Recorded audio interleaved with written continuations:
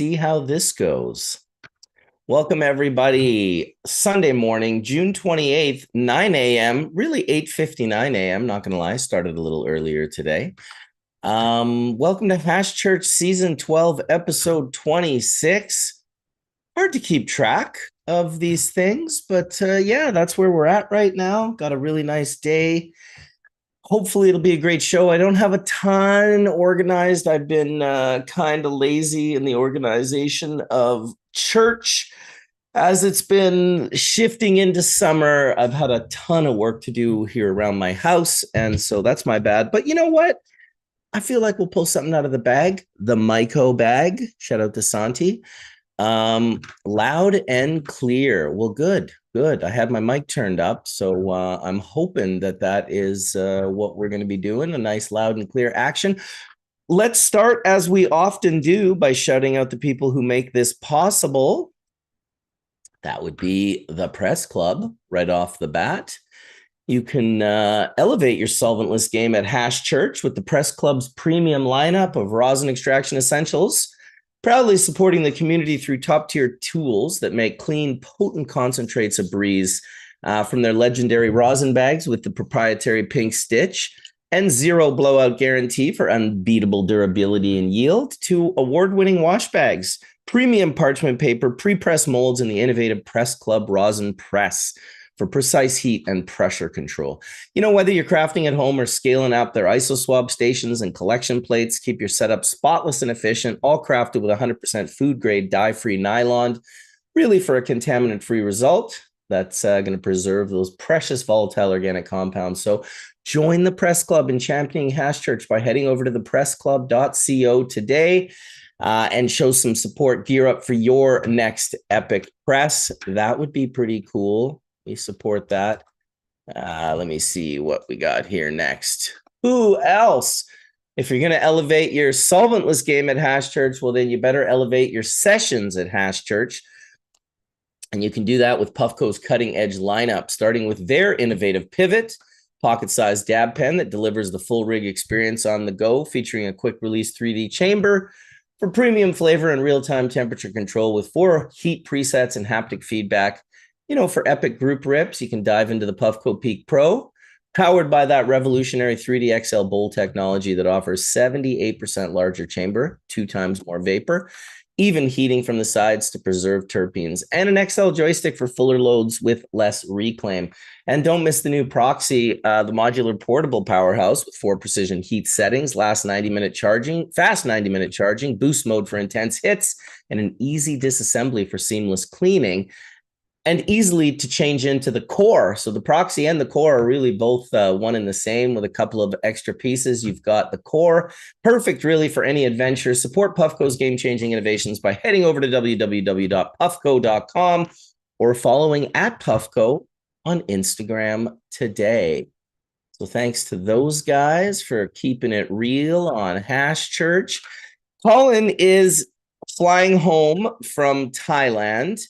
I believe Dr. Mark told me he was getting on a boat on his way, hanging out with his family and doing a nice day on the boat today. So we won't be seeing from them either. We'll see if we can get some folks in here. In the meantime, I guess I'll pull something out here. Might as well. What do we got? Grandpa's jacket. Shall we wake and bake with a little grandpa's jacket? If you know, you may know. If you don't know, well, then you don't know. There it is right there. If you know, you know. So I got this. Ooh, goddamn. That is gassy as fuck. This is something from Archive. I'll have to find out. Go check those guys out on Instagram. If you know, you know. Didn't know it was a good buddy of mine's brand. Went and saw him yesterday and got turned on. So that was really nice. That was really nice. We'll see what we got going on here today on Ye Old Hash Church. I've been a bit lazy creating the thumbnail, creating the show. I do have some ideas.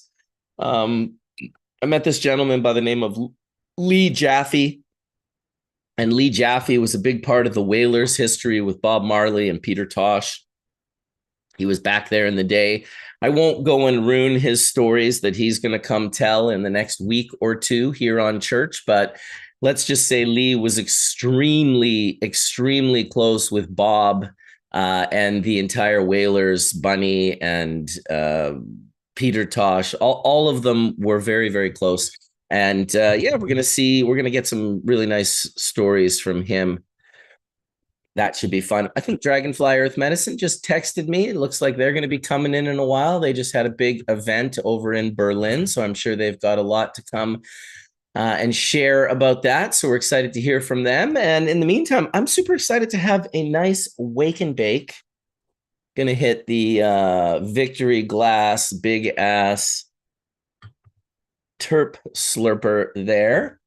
Let me just get myself organized, because these are really nice dabs. Really nice dabs. What is in the future for me? What is in the future for me? Okay, I think I don't know if he wanted to create a different one, but I'm going to show this one anyway, because it's the one we have. And we'll look this up. I am doing an event in Michigan on the 27th, and that's just bullshit, isn't it? Isn't that just bullshit? On the 27th of July, I will be in, that is unfucking believable. I don't know how to spell this guy's name. All right, there he is. I will be in Michigan on the 27th, and I'm going to be going there with Mock Technologies. We're going to be doing a little something something with Mock Technologies. I'm just downloading this now. We'll see if that decides to show up. Unbelievable how when it rains, it pours. So yeah, I deleted all the images that I have been sent. I have deleted, and now I don't have any images on my computer. Here we go. All right, so this is the original one that I saw. I believe he put this one up, but didn't really like it.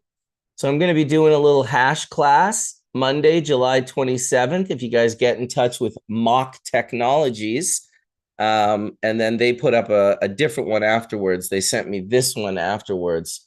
Sorry that I have to share it on the phone, but there it is. It's the 3rd annual Mock golf course.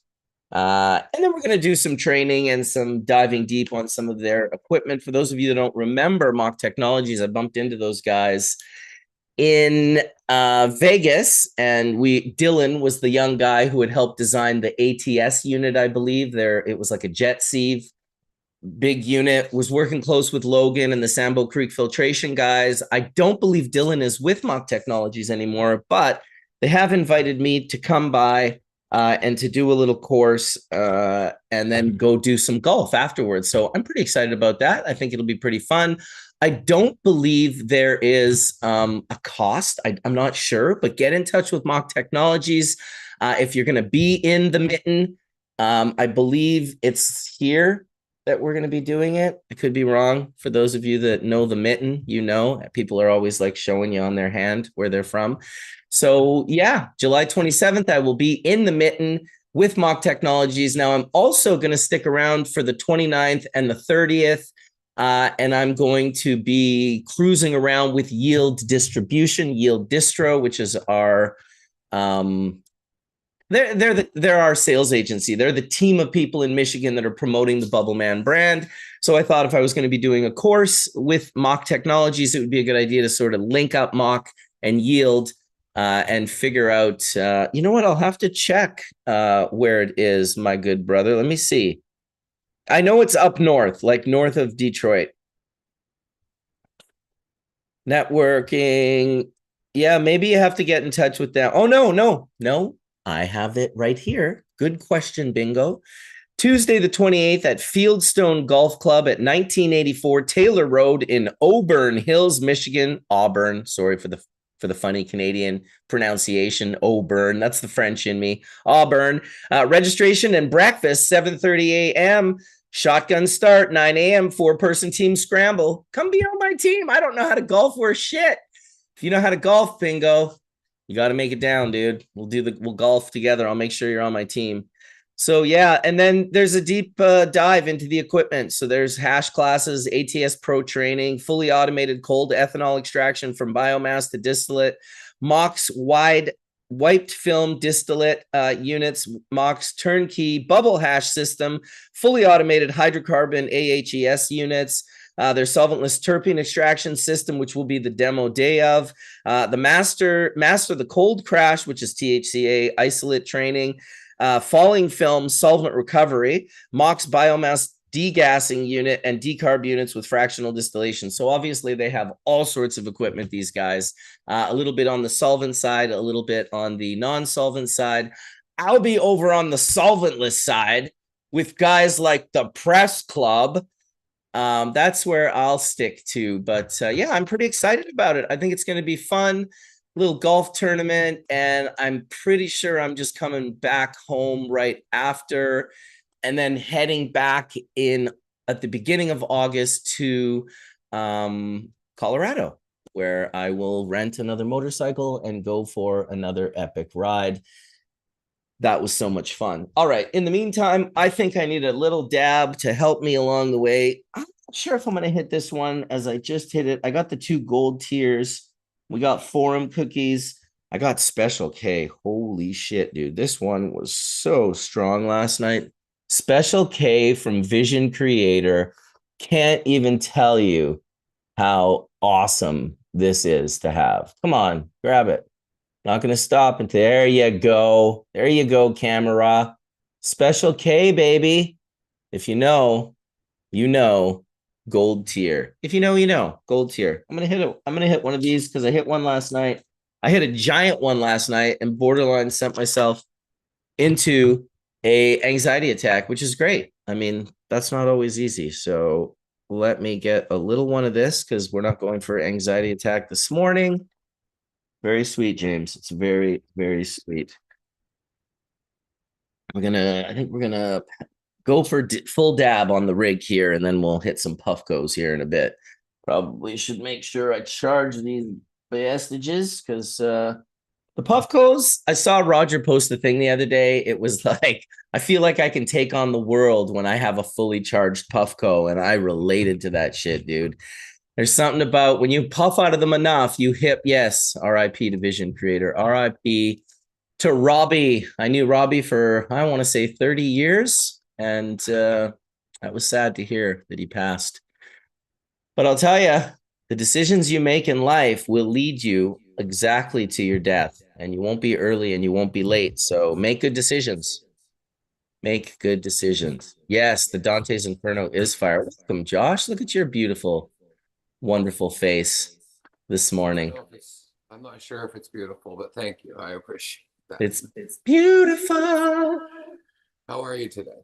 Dude, I'm doing pretty good. I'm I'm gonna turn my mic up or trying to get you a little louder in here. I got this new mic. Look at this. I got this new mic. It's incredible. The headphones plug into the bottom of it, but I can't get it to work with Zoom. So I'm back to when I have my headphones plugged into that mic, it gives me a volume setting. When I have my headphones plugged into my screen, I can't turn my headphones up or down, and it's a bit of a bummer. What's that?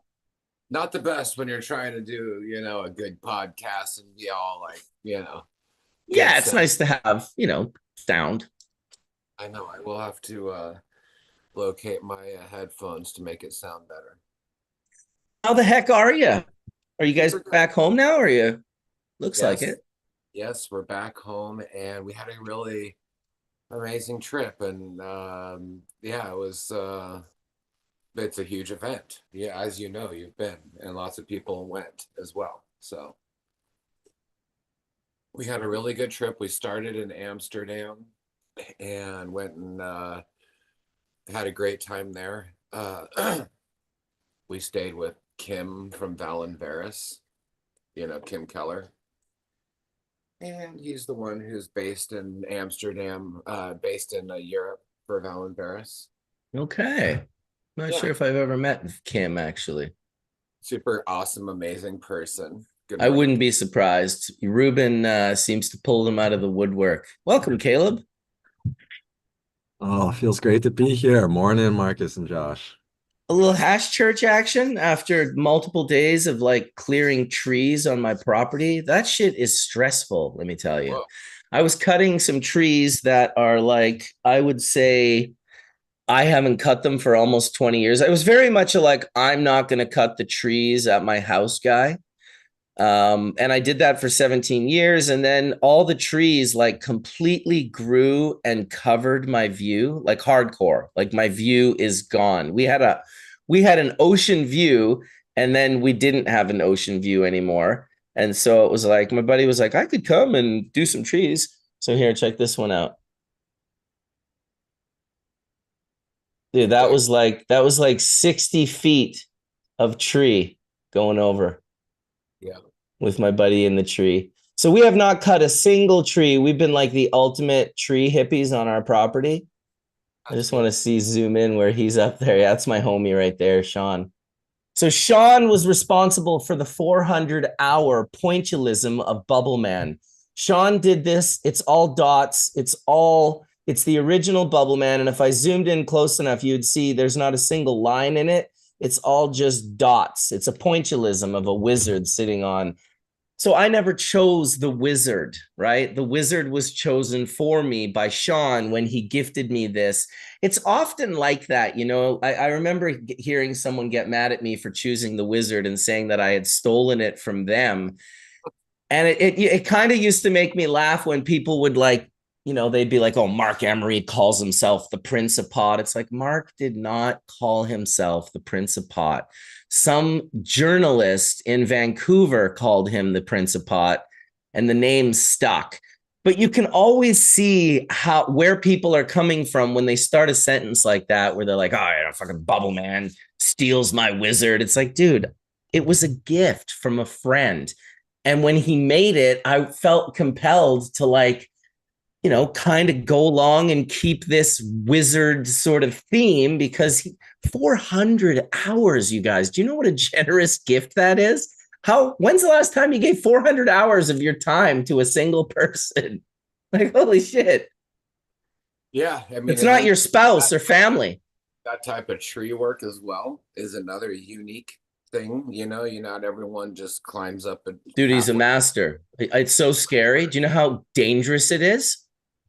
I do, and it's pretty amazing. And the type of tree walking that arborists do, Yep, he does that too. trees is truly spectacular. It's probably the better side of falling, let's say. Yes, I agree. So I Yeah. took he's opened my view up. I took this picture last night of my lavender plants with my ocean view in the background. I was like, dude, that looks so Basically, what sick. you're saying is you can see the ocean from the ground. Well, yeah, and the ocean had disappeared. My wife was in the kitchen the other day. She's like, "Oh my God, I can see the sun setting." I'm like, "I know, isn't it beautiful?" And then we look over to the left, and there's a huge open ocean section. So he's got maybe 2 or 3 more visits, and we will have the entire view. And we have a very wide, full ocean view. Our view will be full ocean view here in maybe another month or two, depending, because it's a lot of work for my buddy. He's almost 60 years old. Climbing 100 feet into trees and dropping 60-foot sections is no fucking joke. It's wild how nimble they can be. Not saying it's not hard, it is hard. But when you do it and it's your daily job, it's pretty amazing, how sweet it is to just cruise up a tree and bam, you got the right saw. It's super sharp, cuts immediately. Yeah. It's impressive. Yeah, it really is, dude. I've seen him climb from one tree to another, like 50 feet up a tree. The other day he was 80 feet up a tree. And he said to me the other day, he said, hey, when we cut this, I've got one more big one that's got about 80 feet to come off of it. And he said, listen, when we cut it, I'll put a Puffco on the top of the tree where I top it, and we'll get a jar and a little thing and a Puffco. And he says, well, I'll get a picture, a selfie with it. And then if you can, you could swap your face with my face. And I was like, dude, fuck that. It's going to be your face, dude. I don't need to fucking do no swap fakery. Welcome, by the way, Etienne Fontaine, my brother from another mother, my France brother from another mother. That's right. That's right. Cajun and Salut. Basque. I don't admit the French. Hey, I'll be the French for both of us. How about that? Cajun, All the Cajun, French you want to Cajun. be. Well, I'm French. He's Cajun. I Yeah. have to be French. I But was originally, we were originally Canadian, but then the Brits were like, yeah, we don't like you being over there in Newfoundland. You got to go. Hi, Kelly. Good morning. Yay. Look at that mug. I feel like that mug's got full of good shit. It is. It's That's like full a of- magical mug. Look how fucking, is that big as your head? Yeah, as big as my head. From the Arcata Co-op. It's a woman Wow. doing amazing mugs, and it's a full court. It's a full court. Can we So- shout them out? How can people go find that? That's amazing. Just go to the Arcata Co-op. Arcata Co-op. And it's one of the most amazing, There's no name. there's no name I on mean, it, there's initials, but we don't know the artist. but the woman has been working and putting a lot of pottery in the Arcata Co-op for a long time. I know it's a woman, because that's what the people in there have told me. But she does soup pots, like soup cups that are as big as like a bowl of soup that set Wow. flat with a handle, as well as this one is a whole quart, which is amazing. It's hard to find a whole quart. We make cocoa and And cocoa, mushrooms. lion's mane, chaga, turkey tail, and some stevia in here. Adam Williams says it's full of Budweiser. I don't know why, but I thought that was Miller hilarious. Time. It's Miller time around here. Listen, right after someone said Budweiser, someone said Kelomidi said Bud Light. It's Bud Light. You know I'm like, what? If, that's just if funny. They say alcohol can make you smarter because it made Budweiser. Jesus Christ. I'm a grandfather, so you have to give me a little break here. Is that a grandfather joke? Oh yeah, it is. I got the Myco bag hat on today. Shout out to Santi in Colorado. This is Ruben's partner in the mushroom business. So Ruben from Valenveras and Santi. Yeah, Myco bag. They're awesome. I met them in Barcelona a couple years ago, and every time I go to Colorado now, I try to make a point on linking up with Santi. Although we are both very different. So, oh, look at that. Classic. That's some Skunkman Sam shit right there. From his house. These are actually Skunkman Sam's. Yep. And visited Diana. Nice. And this is a pack of matches that he was still working on. I would say he must have gone through like 10,000 of those boxes. Yeah. Like, I want to say also Diana is a special lady, and if she's watching, we love you, Diana, and we appreciate you. And we got to spend some really sweet time with her and Jingles, the beautiful cat. And I can't stop thinking about the cat because it's a special, like, Abyssinian. yeah, his cats were always awesome, dude. I miss Smarty too.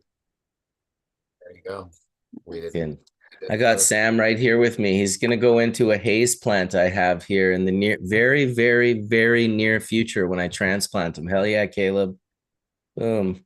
Ours are similar jars, Caleb. We both got the shout out to Max for making these jars and archive for. You see how I have a piece of hash stuck on mine, dude? I need one of those. Yeah, that's some full melt bubble hash. I figured, like, have a little full melt rip on Sam. All right, time to wake and bake on that note with Sam. Our eggs are hatching right now. I just got a little note, but go ahead. Let's do one for Sam. I'm ready. Yes, your eggs in the like the chicken eggs, you mean? We have an incubator we just got. We hatched Oh, nice. 17 quail eggs. Oh, about quail a month eggs. ago, and now we're doing another 24 chicken eggs. Awesome. We like birds. Quails are cool. I don't know if anyone had. Probably not. I don't know how many people have quails, but They're wild around in California everywhere. yeah, totally. But the ones that are domesticated are not the same. Like they No. don't have little like they don't I tell you, my cat will eat both of them the same, though. they have a really nice little breast. You Hell know, yeah. for Having a cat keeps you from having some other things like that. Then, of course, being in a, like, you guys don't have like foxes coming and trying to eat your shit, or cougars or lynx or We have every single one of those things. Ugh. The one thing is we have these 2 properties. The one in Johnson's Landing is in the middle of a field. So wow. it's things don't like to expose themselves going across the field, you know. So it's like, yeah, we have coyotes, wolves, lynx, everything. Owls. Yeah, those are We killers. talk about goshawks are our biggest thing to worry about. Dude, predators with wings. Goshawk is the one thing that our dogs, if a goshawk comes down and kills a chicken or has a chicken pinned down in the yard, the dogs will not run the goshawk off. They'll chase bears, they'll chase cougars, they'll chase ravens, anything but a goshawk just sitting there on top of the chicken. They're just like, oh, hell no. Not touching this thing. Not touching this. Crazy. Oh, wow. That was delicious. What a great name for a company. If you know, you know. Have you heard of this company, Caleb? Yes, I have. IYKYK. It's a good homie of mine, dude. I had no idea. I hadn't seen him. Check this out. This is the world that I live in. And thank God. I find a lavender plant on Facebook Marketplace. And I'm a bit of a plant guy, you know? I'm like, I like plants. I want to I want to get the lavender plant. Here's the lavender plant right here. Odd looking. It's a beautiful giant bush. $45. And I'm like, Canadian, so it's like $30. I'm like, I'm gonna go get this lavender plant for my property. And I go and I'm driving there, and the woman's like not even there. She's just, it's a beautiful house. She's put it at her front door, and she's trusting that when I take it, I will send her an e-transfer of the $45. Love living in Canada. Like I love that. I love people trusting one another. So I go, I send her the money right in the driveway. I don't leave until she confirms she's got the money.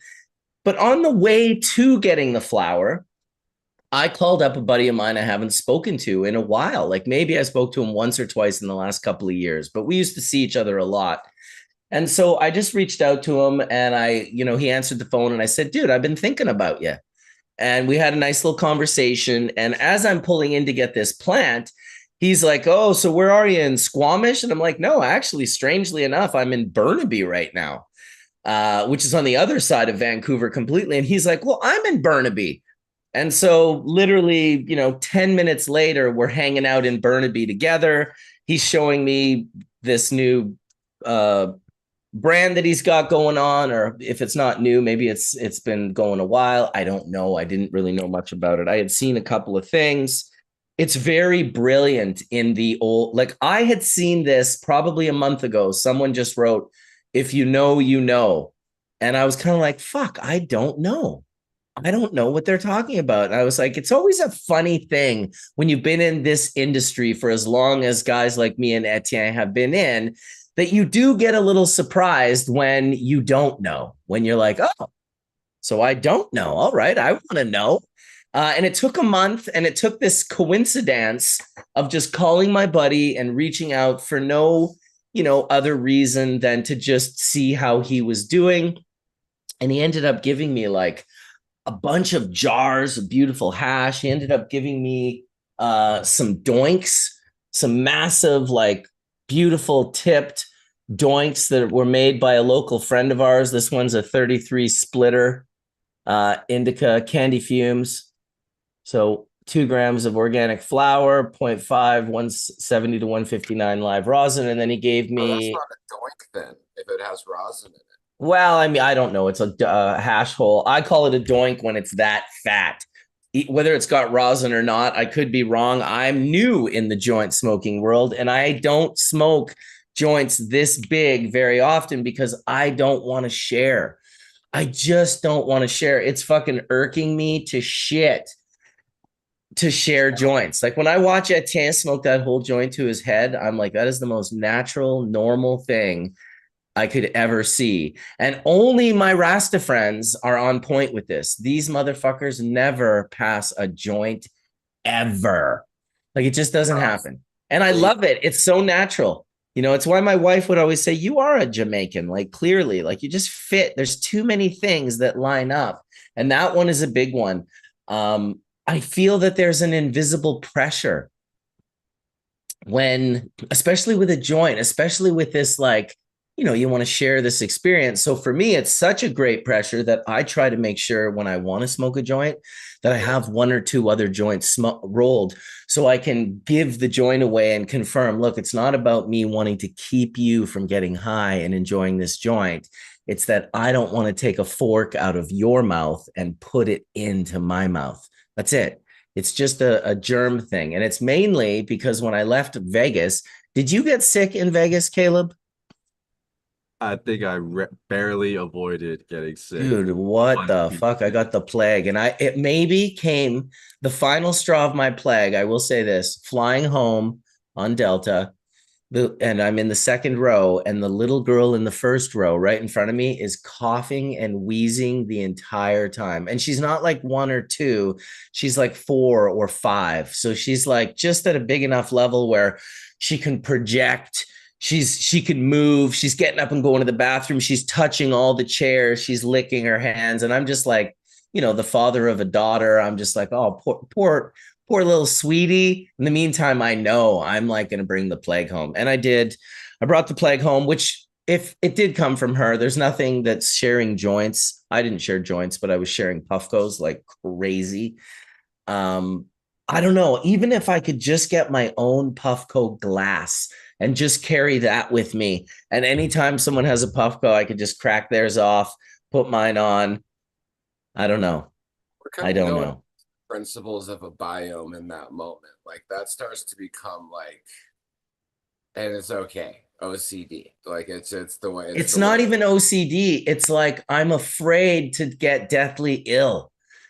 It's like, and I'll just say, totally, I understand. I get it. A lot of people, the Wook flu, and there's all kinds of words. Well, it's not even, it's that people don't care. People will be sick, and in order to get free dabs and free hits on joints, they will literally fucking infect like 1,000 people. That's the problem. If everyone was honest, it would be no problem. It'd be like, you know what? As much as I'd love to hit that, I feel like something might be, you know what I mean? Because that's when you're really contagious. When you aren't sure if you're sick or not, but you think like the people who are have higher levels of awareness, they fucking know right away. They're like, holy fuck. You feel a slight tingle in your nose. You're like, fuck, this is going to be like a bad one. Other people don't really know until they're like right in it. And by then you've already infected like 100 people. I mean, you have kids, you know, kids are the best. They do it more than a joint, and I'll never give that up. So I'm not afraid to get sick in that sense. I just don't want to get excessively sick by my own doing of this, you know? We as our parents and grandparents, and we have also traveled the world at a time in the early 2000s, which is really late for old people and early for young people. Who knows? During the 2000s, we were traveling and never took any vaccines or any pharmaceuticals. Me neither. For any sickness ever, going to Vietnam, Laos, Cambodia, Burma. I did India. Never got sick. What I'm saying is, you learn about the biome, you learn about the body, you learn about that there's 380 trillion pathogens present in our body at all times. So we have every sickness and pathogen living inside of our body. And it's not just you're walking through town and every single person that's sick is just giving it to you and you're no, I get sick very rarely, to be honest. But when I do, your body's actively processing and eating pathogens. So what we came to was, instead of doing a full-blown parasite cleanse or a whole wellness cleanse when you travel or when you go to we've also done cannabis events for a long time, and smoked nonstop, been judges, whatever, past joints forever, you know, because joints are kind of a communal thing. Like that's just the nature Yeah. of it. We do a light dose of parasite cleanse or a light dose of wellness formula during those times of traveling, and even oregano oil or grapefruit seed extract, and it's wild how well that can do. So it's just simple. And you talk about like responsibility, like maybe instead of worrying about if everyone's sick, maybe everyone worry about keeping themselves healthy. So I think if we're gonna like put out a teaching like, hey, when you go to an event, let's not share anything. I think maybe if you go to an event, let's make sure that we're proper, like immune boosted. You know what I'm saying? Like, you know, with herbs and teas and even foods, drinks and stuff. But we're like a big field of plants. We're not uniform. That's just not the reality of mankind.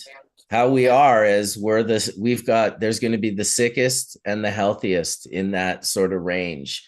And I don't go to events like thinking everyone's going to be sick by any means. I love to get high with one another and I love to share. But the way I share now is more the way the Rastas share, which is like, here's some for you and here's some for me. And we can share. This is communal. We're still sharing. I'm just not putting it in my mouth and then putting it in your mouth. I'm not sure the mouth part is the integral part of the sharing. I think the space, the like me going like, here's some for you. Sometimes I'll roll a joint for my friends. I did it the other day, actually. The guy cutting the trees that were here. I was like, I think I'm gonna roll a joint. Can I roll you one? He was like, that would be great. I was like, we sat out on my deck and chuffed a joint together, and he was kind of in disbelief. Did he lick it? Did you lick it? Lick the joint? When you rolled it? No, absolutely not. I used this small sponge in my finger. No, of course I licked it. He doesn't care. He would have shared a joint with me. We could have dropped that joint in cow shit and he would have picked it up and fucking smoked it. Yeah. A real man's man. Kindness is communal. So it doesn't matter whether you pass a joint, don't pass a joint, just being fun, being kind. Everyone's different. Who cares? Like it's a beautiful thing. Dude, apparently everyone on the internet cares, but you know what? Fight the algorithm. Don't let it get you. It will enforce all the bullshit you think is true. So don't think that's real either. That's how I look at the algorithm these days. I'm just like, okay, it's trying to really drive home that all of these and it's like, I'm convinced it works, not consciously on what you're looking at, but the subconscious, like pauses you make while you're scrolling, these like like quick little mini like pauses, and it's just grabbing that and like entwining it into here. I like to try and fuck with the algorithm and open shit that I have no interest in and see how that affects it. But it's smarter than you think, man. I don't think we know what that fucking thing is doing at all on the level that it's doing it, which is kind of trippy. I mean, no more trippy than the sociopaths that are in charge of politics and run the different countries. So there's that as well. It's weird to have a choice. Do you post for the algorithm or do you post from your heart? Right? Because heart stuff doesn't always get like the likes. Yeah. If you post for the algorithm and you get your Instagram account taken down, you will think the world has ended. But if you post from the heart and you get your Instagram account taken down, you will know that your Instagram account does not define you and that you are much more than your Instagram account. So I just went through that. Thank you for that. Oh, really? Thank you. Oh, yeah. Yeah, you're number 2 now, hey? Make him number 3. I was gacked like in 2010 back because that's like when it opened, dude. No. No, we had built up over 100,000 following, and we posted a rainbow flag in support of our LGBTQ, community. And wow, boy, did yeah, and we're never able to get it back, man. You did that in 2010? Yeah. Because that's the year that Instagram was created. Yeah, we were on quick. October 6th. Got in, and right around Christmas. I started my account in November of 2010, 1 month later, but it wasn't my BC Bubbleman account. It was my photography account. And Instagram was amazing back then. There was really no groups. It was just like mostly people from like Hong Kong. And like it wasn't even English. It was just like and there was no translation. It was crazy. You just couldn't figure out, if you didn't speak that language, if you couldn't read those symbols. But it was all photographers. It was all people taking pictures of like benches and like a light at night with the trees going into the park, and just like super cool. Really artistic. Yeah, it was just really artistic. Like my account was Mark 73, and or no, was it Marktographer? I can't remember. It was one of those two. And I just took, like, when I look back at that, I'm like, wow, this was just like when I liked taking pictures. Just fucking, what a cool thing to get tuned into this like community from across the other side of the world who really picked up on it the fastest, in my opinion. That's how it worked for me. I saw 90% of the people were in Asia using the app in the like November 2010. Fuck, yeah, we were one of the first cannabis ones out there, and we're putting pictures and stuff. Never, of course, price or anything like that, but just showing the cannabis products that we had. And yeah, but of course, recently Caleb found out, he had his unfortunately gacked, and you got to wonder if it's actual algorithm or haters. And both. I found it's a combination of both, but probably more the haters than it is in anything else. The algorithm is the Agent Smith from the Matrix, and the haters are the people who tell, hey, there they are, there they are, there they are. And then Agent Smith will put his attention on it and be like, zoop. It's a bummer. I wish people didn't do it. I wish that we could, I wish that it wasn't an issue and that people couldn't do it, in the sense that, now on the flip side of the coin, I'm guessing an enormous amount of people move product through Instagram, and I'm guessing it just doesn't come out of left field for Instagram. Like, I don't feel like they're so anti-herb that they want to like close all the herb accounts down, like they're against our activism. I think it's probably more a lawyer thing where they're like, listen, like, we can't have people using the platform to sell illegal drugs over borders. And so because then whenever it's borders in particular, you embarrass like the federal aspect of the government, whichever government that is in that country. Smuggling is it's kind of like counterfeit money. If you undermine the monetary system of any country, like, see how hard and swift they come and get you for doing such things. I learned that early on in my activism. There were things I was willing to be an activist about, and there were things that I was not. Everyone's got to make their choices. We all have our boundaries.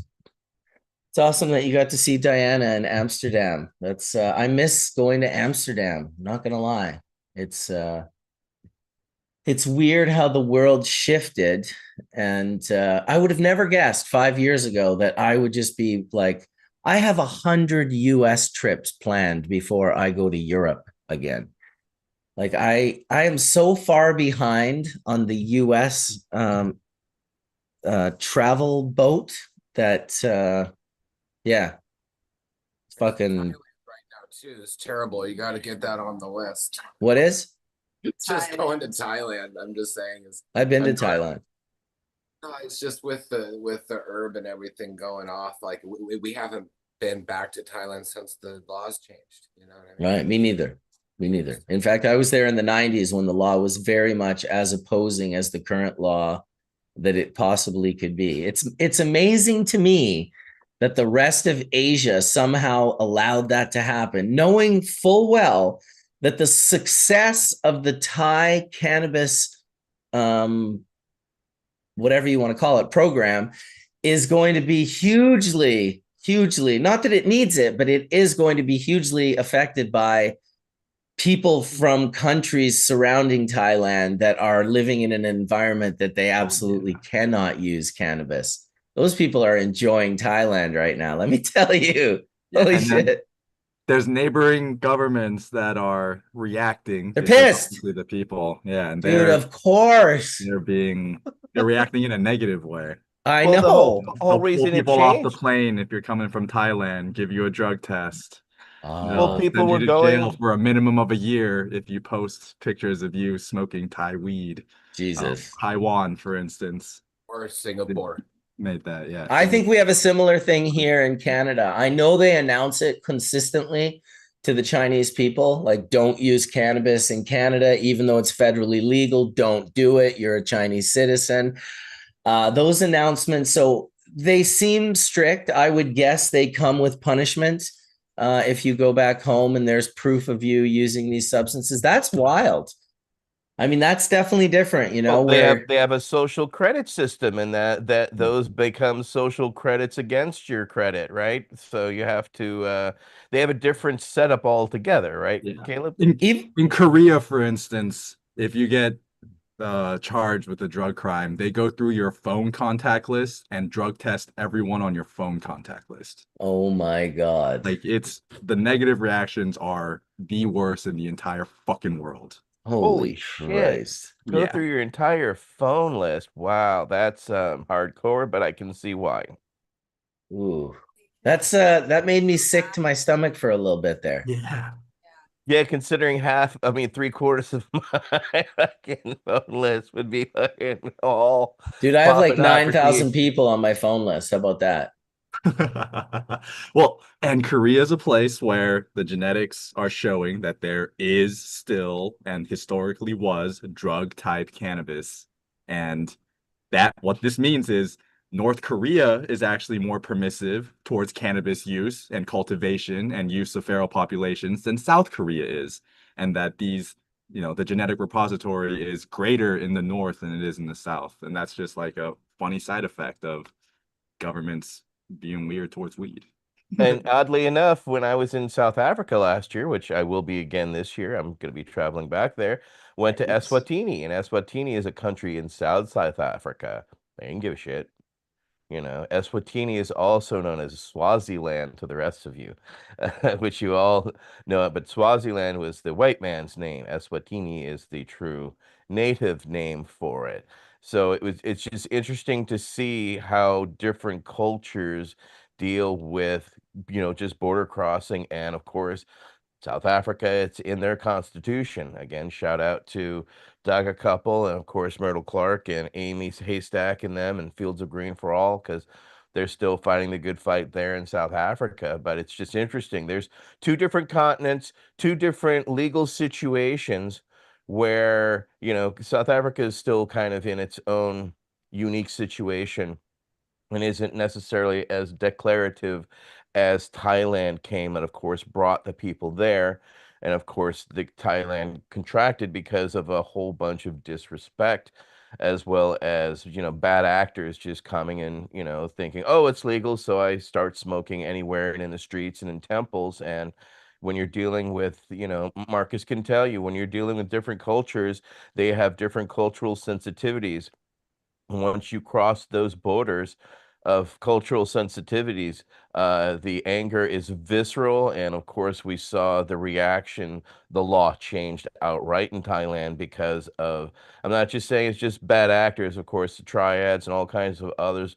They opened their doors way too fast and did things way too loose. And of course, realized they had to change that, and they're going through that change currently. So Thailand's kind of an interesting a cautionary tale in the sense of cannabis opening up its doors. They were also the first ones to really contract. Well, obviously, it was a border issue. It was a federal issue. It was now no longer a Thai issue because cannabis was coming in right away, like the next day, just packs from Cali. And then at that point, anyone that was anywhere else that could just call their herb Cali herb and have it look enough like it, let's just say Thailand, when it first went legal, could not have grown the amount of weed that was suddenly there. And you could just buy all sorts of Cali weed in Thailand when it first went legal. And so that becomes embarrassing on a global level when your borders are allowing things to go over that. Even if you are legal in your country, it's not legal to just go like unregulated Well, over you the have border. protections, such as Canada has set its own protections to protect its own flower industry. Yes, of Correct? course. Otherwise, people would have invested all this money. And then one guy in India would be like, I just planted like 6,000 hectares and I'm importing it into Canada for 0.000 cent per gram, which inevitably will happen down the road to certain, when people Inevitable. realize, Glasshouse just I went saw on the that, stock exchange here in the United States, and of course, saw they have that. caused concern. They were raided, and then what? They got a $21,000 fine or something like that for the underage people on their property, etc. And yeah, they were able to list themselves on the stock exchange. So very Jesus. interesting when you say it's in the future. Well, the future is kind of now in certain results because Mm. Glasshouse can overgrow pretty quickly. Yeah. Well, I had never seen Sam always told me that you can grow quality at scale. He always said that from one of the first times I ever met him. He was like, I could grow full melt, clear dome resin in like on an acreage. And he had many times. So he wasn't saying something that he thought he could do. He was just really announcing something that he had done on numerous occasions. And Sifting it, what's that? by static sifting it. Yeah, but also more importantly, by growing it in a way that it would create resin that when you unveiled said resin, it was actually of quality. Because you can static sift anything, but it won't always melt into a liquid like Sam's hash used to. Quality head. Super quality flour, super quality heads, super quality resin.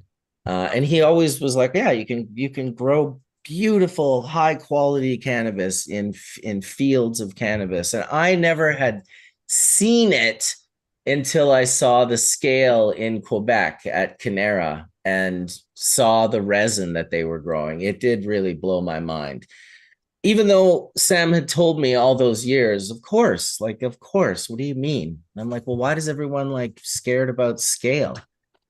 Well, because they can't do it. Oh, right. Same with hash. When I sold the 5 gallon bags, the bucket, those bags sold for many, many, many years. And when I finally went up to a 20 gallon or the 32 gallon, more accurately, but we called it the 20 gallon in the early days. A lot of people were like, I won't use those big bags. You lose quality. It's like, no, you don't. You just don't. You just have to change the way you do things ever so slightly. The variables in which how you mix and the way you go about doing it, just make sure that you have all the things at the highest level and you'll get a perfect mix and a perfect filter, and just like you would with a 1 gallon or a 5 gallon. But I get it. It is scary to scale. The mistake becomes bigger, right? Your errors become larger. Never fun. Oh, Fail upwards. Yeah, fail upwards. Exactly. So yeah, summer is here. We had our solstice not too long ago, the longest day of the year. That's fun. Oh, I was just saying, I wanted to comment on your Instagram. You were saying that you thought that they were concerned about sales.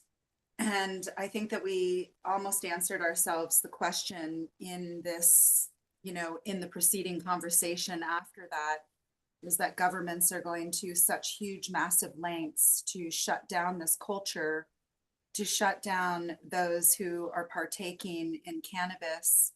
I don't think that it's just sales.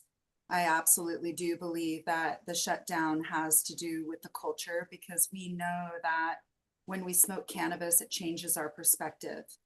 And the last thing that any government wants is, if they've been raising you in a certain perspective, they've been educating you with their perspective, they're going to raise you up in society with their perspective. To ingest cannabis is going outside of that. So I absolutely believe that there's a massive threat on anyone who wants to have a different perspective than that with which the government that they're living in. I used to believe that fervently, but then we got federally legal cannabis in Canada, like and medical, and like you could grow your own at home. And I was just like, well, holy shit. If that were the case, if cannabis was like, enemy number one because it changes the way you think and it alters your perspective to their agenda, why the fuck would they let us have it on such a scale?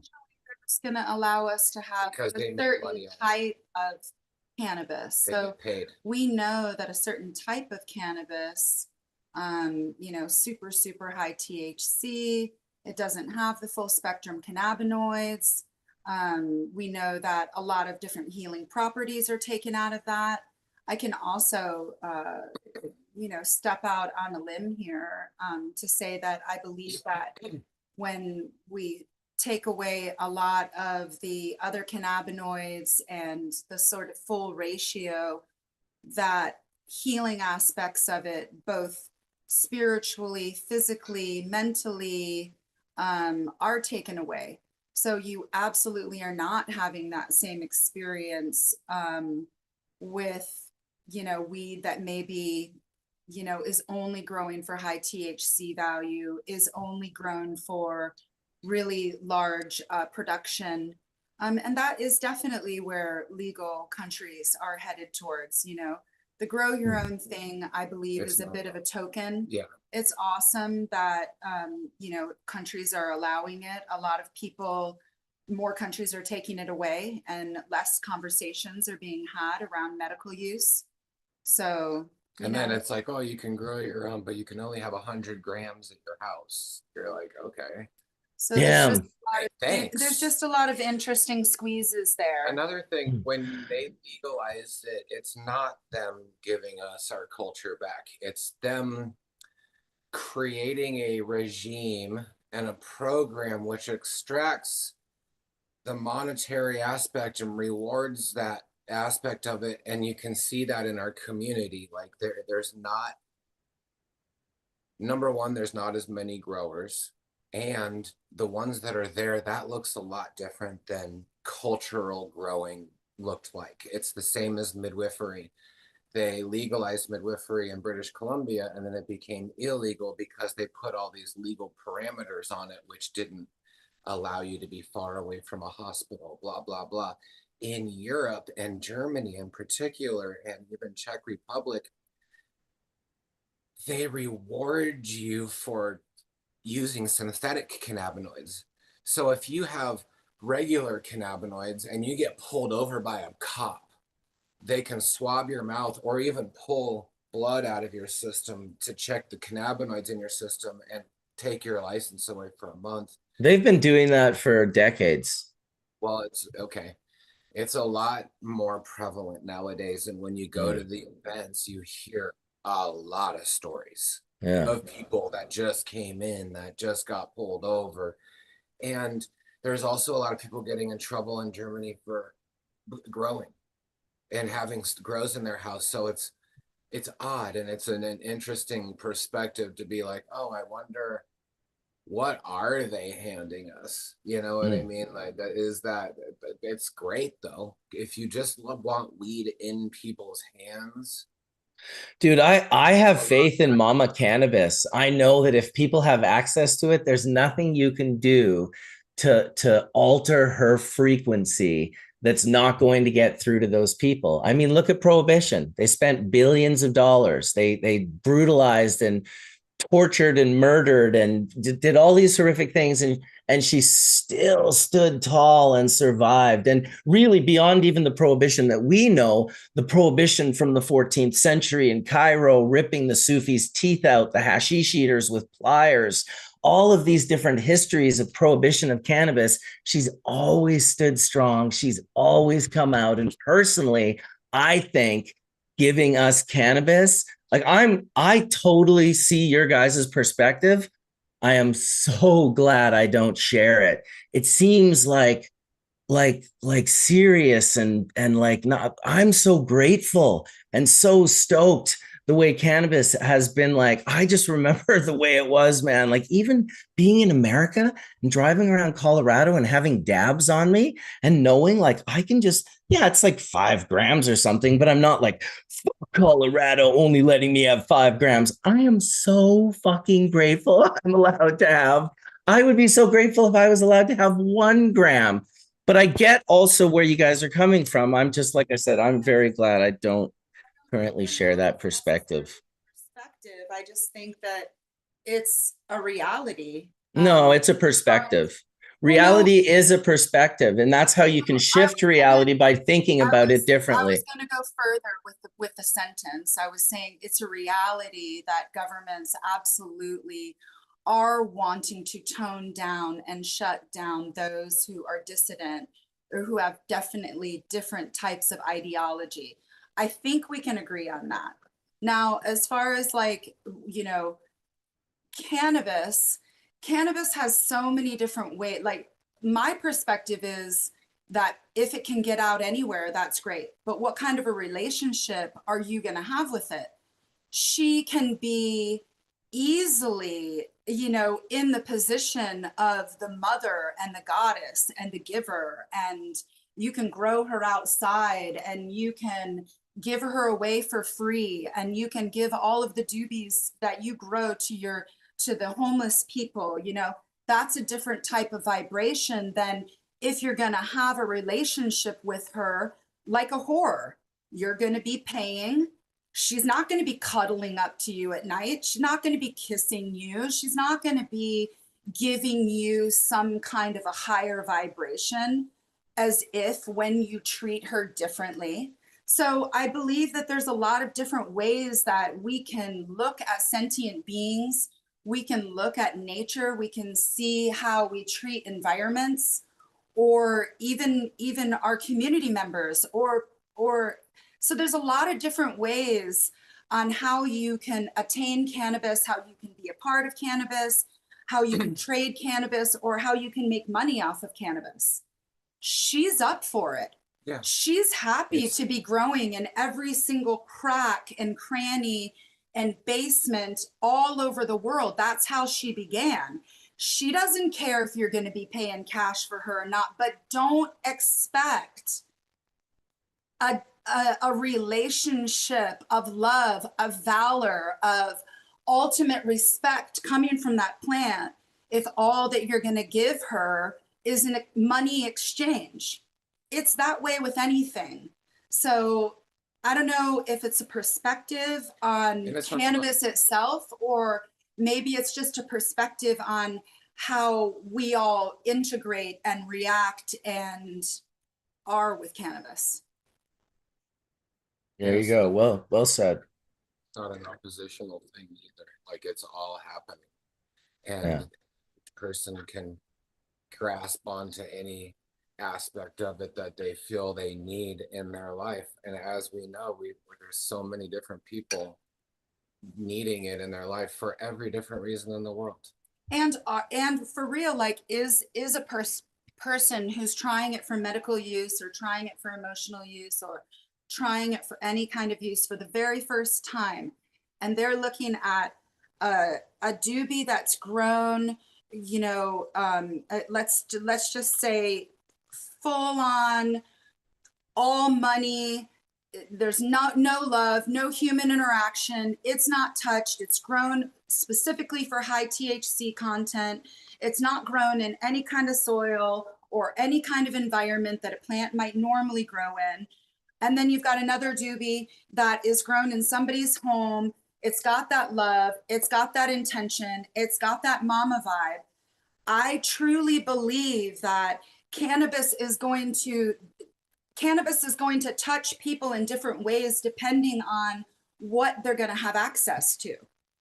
So I do believe that access is really important and that we have the ability to access all different kinds of cannabis, but if we're not allocated to access something that's grown from nature and has some type As of an option. an option. But isn't that an option? Like, have you not gone it and is an option, grabbed but some it's of Che's becoming stuff? less Or and less. It's becoming less and less. You know, when you It's go an to anomaly. Germany. well, how often do you buy possible. these products in the store? Because that's I'm how saying they for the greater of humanity. If you go to Germany, it's very difficult to find a flower that is maybe going to pull someone into great expansion of mental capacity. Like it's not going to maybe take them out of their everyday life, but if they're going to be able to have a doobie that's prayed over, or one that is grown outside even in sunshine, or even one that's in living soil in a huge massive facility,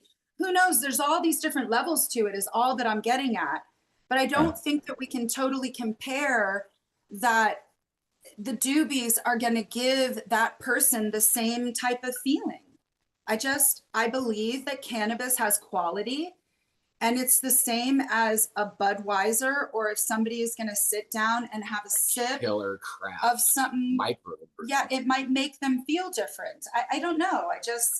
But how many of the things that these people are doing in the rest of their everyday life is exactly that? But that's the point.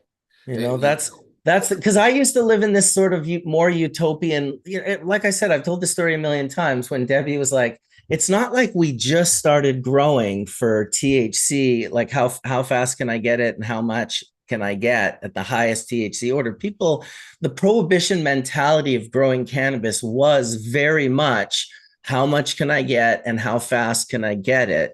And ideally, if you found something that was strong, you would grow that one more and more and more because people wanted that effect. I hear people all the time talking about, you mentioned earlier, like the full spectrum of cannabinoids. I'm not sure I personally ever had that as early as the 90s and on, because back then it was how much can I get and how fast can I get it? And it was the strongest was the most popular. It seemed to be like that the entire 90s that I was here. People buying flower, they all wanted like the strongest, the nicest, almost like the weed you were just like styrofoam, like the fake weed, like PGRs, fucking, like I always called it honestly like blonde hair wig, fake boobs. Like it was weed that would go to LA and sell for like, $5,000 or $6,000 a pound. I called it like styrofoam bud. It had no soul, but it was literally the weed that got the highest dollar amount, which was just, that was in like the 90s. Well, that's why Hawaii was so special. Go ahead. Well, I just think that we can all, we pretty much answered all of the questions here. Okay. Stating that, what maybe people are wanting is to not break out of their everyday lives, or that they don't have an opportunity to in their mind. And so maybe the continuation of sort of factory grown weed with sort of just high THC value is going to be a continuation of their lifestyle. It's going to be. So they don't know any better. Well, I don't think that they know any better because they don't have choices to necessarily know any better. But have you ever walked into a dispensary like in Canada and like I bought some of Caitlin's rosin from the Kootenays, Rainbow Belts, I think it was. I was with my buddy Andy and we walked into like don't even know what rosin is. Yeah, but the fact that you can walk into a store in Canada and buy some of it that was made by like an awesome woman hash maker that was grown by like a homie of mine that I used to grow with in North Vancouver 30 plus years ago. Like to me, that's not factory weed. Like that is a roots. No, Yeah. not So that what I'm saying is that's available. The factory weed will always be available in the larger amounts because those people that buy it, they're going to be a larger group of people that always buy that stuff. What I'm saying is there are smaller companies that exist today, like Che from Rosebud, and some of these other companies that you can support by going to these stores and buying these products. And the more people do support them, the more that group of people who are doing it very much the way Kelly was mentioning in regards to not factory growing salt grown flower, but growing organically and as regeneratively as allowed under Canadian regulations, you can support those companies and hopefully grow their success. That's the whole entire purpose of the Pure certification. I mean, we're all grouping people together, and Coots Canna, and Kootenai Cultivar, Kootenai's Finest, Rosebud. There's Woody Nelson. There's so many amazing cultivars that people that are growing. If you go to Washington, most of the dispensaries there is no organic. You can find Eagle Trees or Kenny from over in Bellingham, certain parts of Seattle. But if you're anywhere in Washington, the first thing they tell you is like, oh, well, there's not a federal certification for organics. So technically we can't say any of this weed in here is organic. And I'm like, oh, that makes sense. That's why there's other certifications. So when you see other certifications on there, they make a big difference. Are any of them federal in Washington? There is no federal organic certification for cannabis in America. So technically they can't say this is organic. So that's a weird thing. Well, they can't under other small organics. Can you put on the label, we can't say this is organic? You can put on the label DEM Pure certified. Could you call your brand, we can't say this is organic? Well, like I'm saying, there's third-party certifications. That'd be awesome. That do make a difference. Yeah. And they are on the label. So, and they are readable and QR code. And how do you become a third party? Like, can anyone just do that? Or is there some sort of like bodies that they have to sort of like, how do you just come up with a certification that's accepted by like states or federal governments? So it's not accepted by the federal government. Well, a third party would be. A third party has some type of certification that's tied into either a larger organization such as the federal organic certification organic. Yeah, and then you can call it third party certification, but there's also a first also a first party certification that really we're finding in gluten-free certification, you're finding in animal-free certification. DEM Pure is a first party certification, which means that all of those certifications are not utilizing larger, grander federal certifications to write their tonality as well as their SOPs on it. It's just written outside of it. So I think that there are a lot of different certifications actually in cannabis sort of all over the world now for different aspects, and I would call them mostly third-party certification, unless it's like a Clean Green.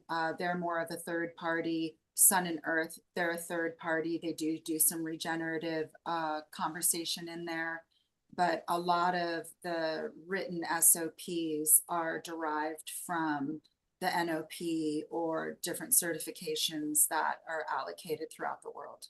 So in the case of our certification, it doesn't use that as a base. It uses toxicity and purity as a base. So it's not just that there's no checks and balances. There's 100% checks and balances because every farm that is certified has to fit within the modality of all the testing. So you come up with a process, you come up with the certification, and then people can decide whether it's powerful.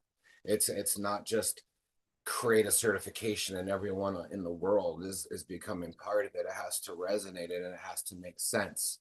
So in this case of the pure certification, I mean, growing flowers and growing food as part of your cannabis farm would have nothing to do with the National Organic Program. That's a whole entire other reason for doing that. This is I want the world to be a better place. I want to restore habitat, and I want to do it in a natural form, which I think benefits cannabinoids, terpenes, flavorants, esters, thiols, and all these things that we value within cannabis. What we've chosen is a natural system to dynamically charge our experience. And in that, every single thing that comes on the farm has to be individually tested. And within those tests, you have to ask for more testing than the normal testing. Normal toxicity testing for things like alfalfa, nettles, burdock root, turkey rhubarb, those things often don't even have glyphosate on. There is no The glyphosate test. testing. If you get a toxicity report for an herb and you're an organic herb company, you can get a toxicity report that has like 30 toxic chemicals on it and glyphosate's not there. Because it's not considered toxic. Blowing. So you have to be independently educated and find a lab that does include glyphosate or dicamba and other things, and that you find valuable towards a pure product that you can put in your rhizosphere or in your teas and have your plant systemically pull it in and make medicine out of it. So that there's, and again, like Kelly said, there's different certifications. Gluten-free, they created the gluten-free certification, and then companies decided, I want to represent that. They checked the company to see if they represent the community, and that's how it moves forward. And then you can do it in different countries. You're not stuck with Canadian National Organic, Thai National Organic, German National Organic. You're connected to human, earth, and purity. I love it. I love it. Well, I was lucky enough to be smoking organic resin this morning from If You Know, You Know, living soil. A lot of the people that win the events, often a lot of them are organic. Mm-hmm. Yeah. And it's a little bit of a teaching in itself if you want to go and see, oh, wow, how's the high grade in different parts of the world? What is bringing it together? A lot of times, not every time, it is an organic cultivated system, but not always. Yeah. It's also like a very unique sort of aspect of the people who enter contests. Like if you enter solventless contests, then it's kind of like part of that culture to know that like you could have an advantage if you're doing your own selections. It's also kind of these unique guys like Terps Over Yields, like Stewart from Minor Melts. These guys have like an absolute like obsession, and they're really, really into the pheno hunting, the finding of these unique flavor profiles, whether they wash well or not. They're not like because they're I don't want to say their job is to win contests, but it's kind of like this. Like if you stop and ask yourself, well, what are you doing this for? Like, why are you trying to just get to where are you trying to get to? And it's like just having the best resin, having the nicest flavor profiles, the smoothest dab, right? And they're really just obsessed with, growing their own flower and choosing their own phenos. And it's awesome. But it is a very unique group who really are this small group of people who are competing against one another. Do you know what I mean? Considering like the big picture, which is like, how many other people are outside of this unique group of like being at a Legends or a Heady Happenings or a whatever it is. There's so many amazing events now as well for this culture. So many dinners and so many little cups and contests that it's pretty awesome. Yeah, you're right, Caleb. You should say that out loud. Yeah, the others are competing in the race to the bottom, whereas, like Marcus is saying, there's a 1% that are competing with each other to make Yeah. that super premium tier. And they Yeah. meet at all these events all over the country, all over the world. And Yep. it's always God bless the them. organizers are from these community pockets that where, they can just stones throw away. They've got nice fire, regenerative, organic rosin. Yeah, exactly. And a friend who owns a baller sushi joint in New York or something. It's like, we're gonna have it at the sushi spot. I'm like, oh, you guys are awesome. I do love the fact that there's more and more events happening. I hope that um there's better spaces that open up. I've heard that there's some pretty good spaces that have opened up in Vancouver. I'm going to one on 710 here that's supposed to be like on the top floor of a 24 story building. So it's supposed to be a pretty nice rooftop little patio thing that he's having.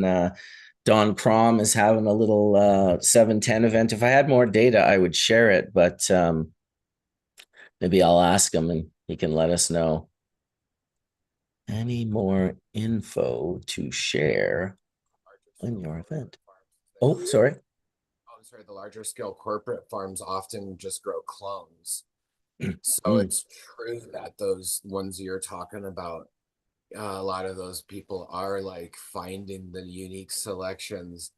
And, like if you come to with a Skittles clone to an event, there could be 5 different entries from the same clone, so it does Yeah. become pretty useful to have like hunted it yourself, because that would be your own flavor, and that's 100%. pretty cool. Yeah. We had a cool experience being a part of the High Secret Cup, the Hash World Cup put on by Puffco and Jolly Roger and Fahy and all that, and also the Living Soil Cup, and that's kind of, I would say, based out of the UK.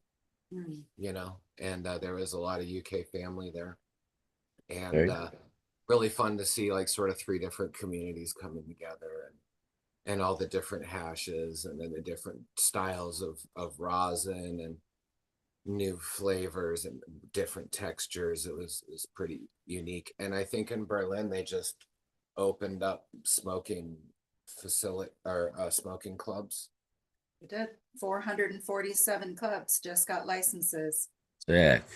So we have just started seeing smoking clubs in Berlin, like Stoners and Ghosties.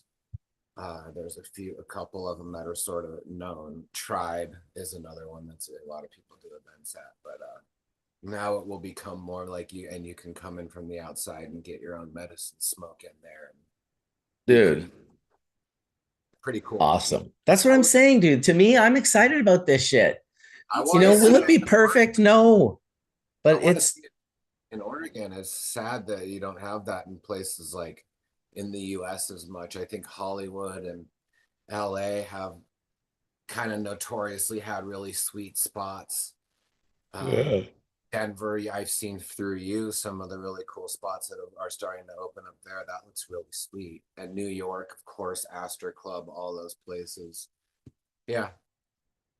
It's the best thing about it is the experience of coming together, and it's trying medicine together and communicating. That's what hamstring. Well, Europe is still all under the guise of, not that it's a guise, because it's all, even recreational is medical, whether you want to. That's the beautiful thing about perspective. Sometimes it only really affects you depending on what your perspective is. And the other thing that's happening is happening regardless of your belief systems, your perspectives, right? Using cannabis, thinking it's recreational. Well, obviously it's still medical. Europe is fully on the medical dial. Like it's all like very specifically, like if you could get into the almost ridiculousness of getting product into the market in Europe and what will be required, and probably because it will be so medical, and it'll, I don't know how the recreational aspect of Germany will play out with them growing their own material and being able to sell it at their own clubs, which was originally the idea that had come out. It'll be interesting to see it play out regardless. I'm just happy to try and get some product into that market. I'm super excited to be around the culture. You know, I really love going to events, and you can hear like maybe 9 or 10 different languages in one smoking club. You know, it was nice going into smoking clubs where there was only dabbing that was allowed. That's sort of a new thing. You know, there wasn't a lot of tobacco smoke, and there's just so many different facets of, I feel like one of the highlights of even being in a carbon body as a human being is being able to connect with other human beings. It rises us up. It brings us a higher frequency if we want it to. I mean, it can also be devastating as well, but still, that's one of these gifts of being human. And to mix cannabis and connecting with human beings, it's an incredible highlight. You know, if you love cannabis and you love the culture and you get to sit inside of these spaces and have a smoke and talk to people and find out what they're feeling and thinking, and people are a little bit more open, maybe because they're smoking. And we had a spectacular time amazing. next to Mossy Giant, Peter. Yeah. and What a nice Stefan. dude. And Yeah. Stefan They're amazing. is a historian, you know, and that's beautiful. And there you There. go. I'm repping. I mean, what an amazing creator Peter is. I mean, he's just always creating. He's got the best energy. He's a large person, so he's just like so engulfing with his energy. And I think that Stefan is like this beautiful balance to him. I would say he's super heartfelt. He's done so many interesting, fun things with, you know, over the years with cannabis, from France, and you know, just really loves the storyline behind it. So they just came out with the Mexico edition of Grand History of Cannabis, which is so cool because a lot of us don't really know the history of Mexico and cannabis, maybe to the extent that we could, let's just say. And then you know, the art and Edu, Blue Ice, you know, being around. We shared space with Wendy and Corey from JP Toro and had beautiful conversations with them. Just sweet people. What a family. You know, they've been together for 25 years or a long time. I can't remember the exact year, but a long time. Long time for sure. Wendy and John. Oh, yeah. No, same as you guys. 30 years, I think. No, I think even more than us. I think it's like you and Shar, maybe. I think you guys have a couple years. We are 37 years right now. Yeah, I think which 3 more years will be at 40. That's insane. Isn't that insane? That's wow. insane. What year together? 91 or 1989. 80. Yeah, 89. Yeah, we've been going since 93. I think those guys have been together since like 91. So okay. a long time. Fuck yeah, dude. Holy shit.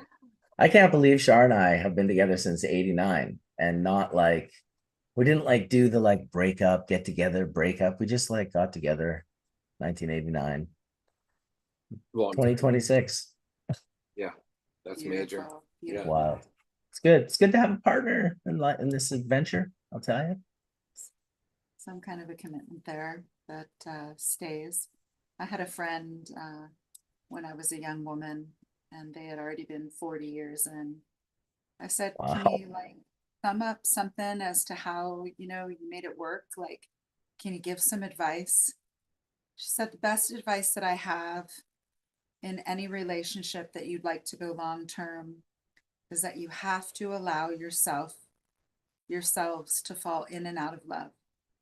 If you stay friends, then it's going to last.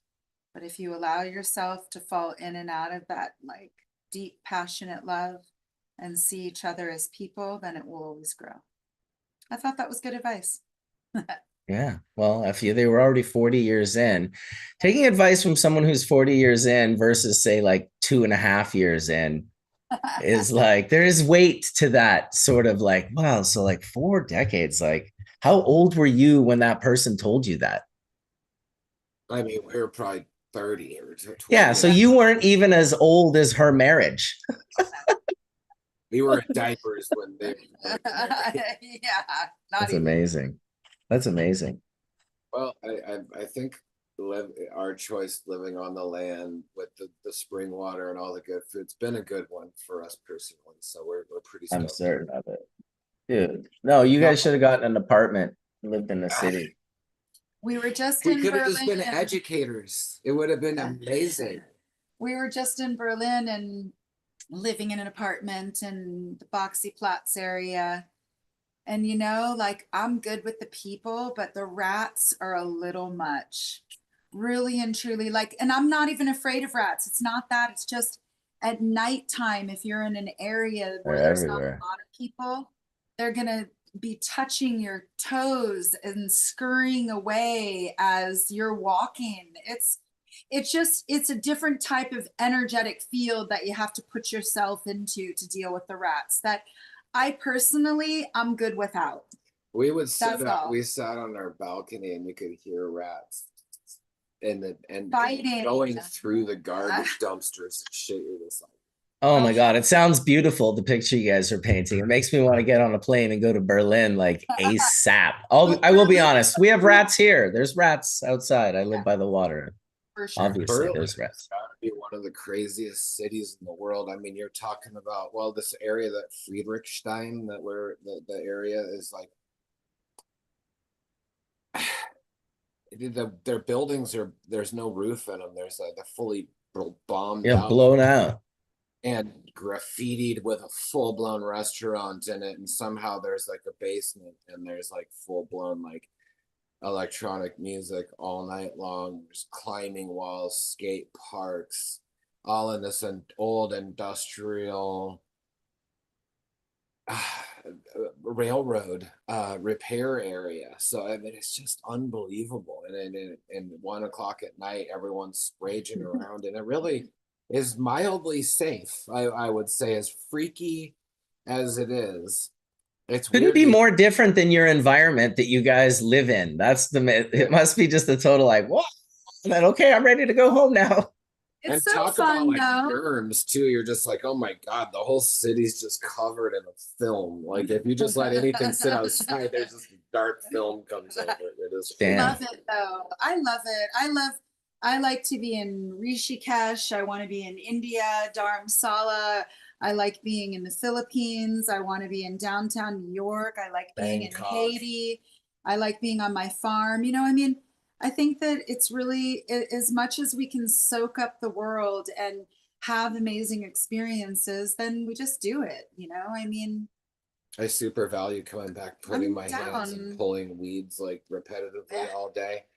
And we recently, people can look into Leo Tolstoy. I won't go into it, but I really love Leo Tolstoy and the concept of, and he inspired the Doukhobors, and the Doukhobors came over and inspired the Draft Dodgers. The Draft Dodgers became the hippies, and there's a actual thread of peaceful protest in there. And Leo Tolstoy is one of he wrote one of the most popular books in the world called War and Peace. And Yeah. one of the things that I took out of the teachings of it is just living on the land, simple, and doing repetitive work. It like does something to your body. It heals you. It's the simplest thing in the world. And it's very, very often what people move away from. I don't want to do this. I want a rock garden. I don't want weeds. Put down landscaping fabric. Stop everything from growing. And then you're like, hang on a second. I gotta keep moving. And the one way to keep moving is to do something every day. If I go away and come back for 2 weeks, it's fucking crazy. But if I do it every day, it's not a big deal. Weeds that come and go in or take amazing amount of strength to pull out. But like a week-long one it's nothing. So super health for me, super health for my gardens, longevity for my life, and it's the simplest teaching in the world. there's a lot of Christianity in there, which I don't necessarily need that part of it, but that's fine for a lot of people. You Yeah. know, Oh, it was like the Fact about- 1800s. Eastern Orthodox. A fact about Leo Tolstoy, I love this. It just about governments and transitions. He actually went to jail for turning in his guns.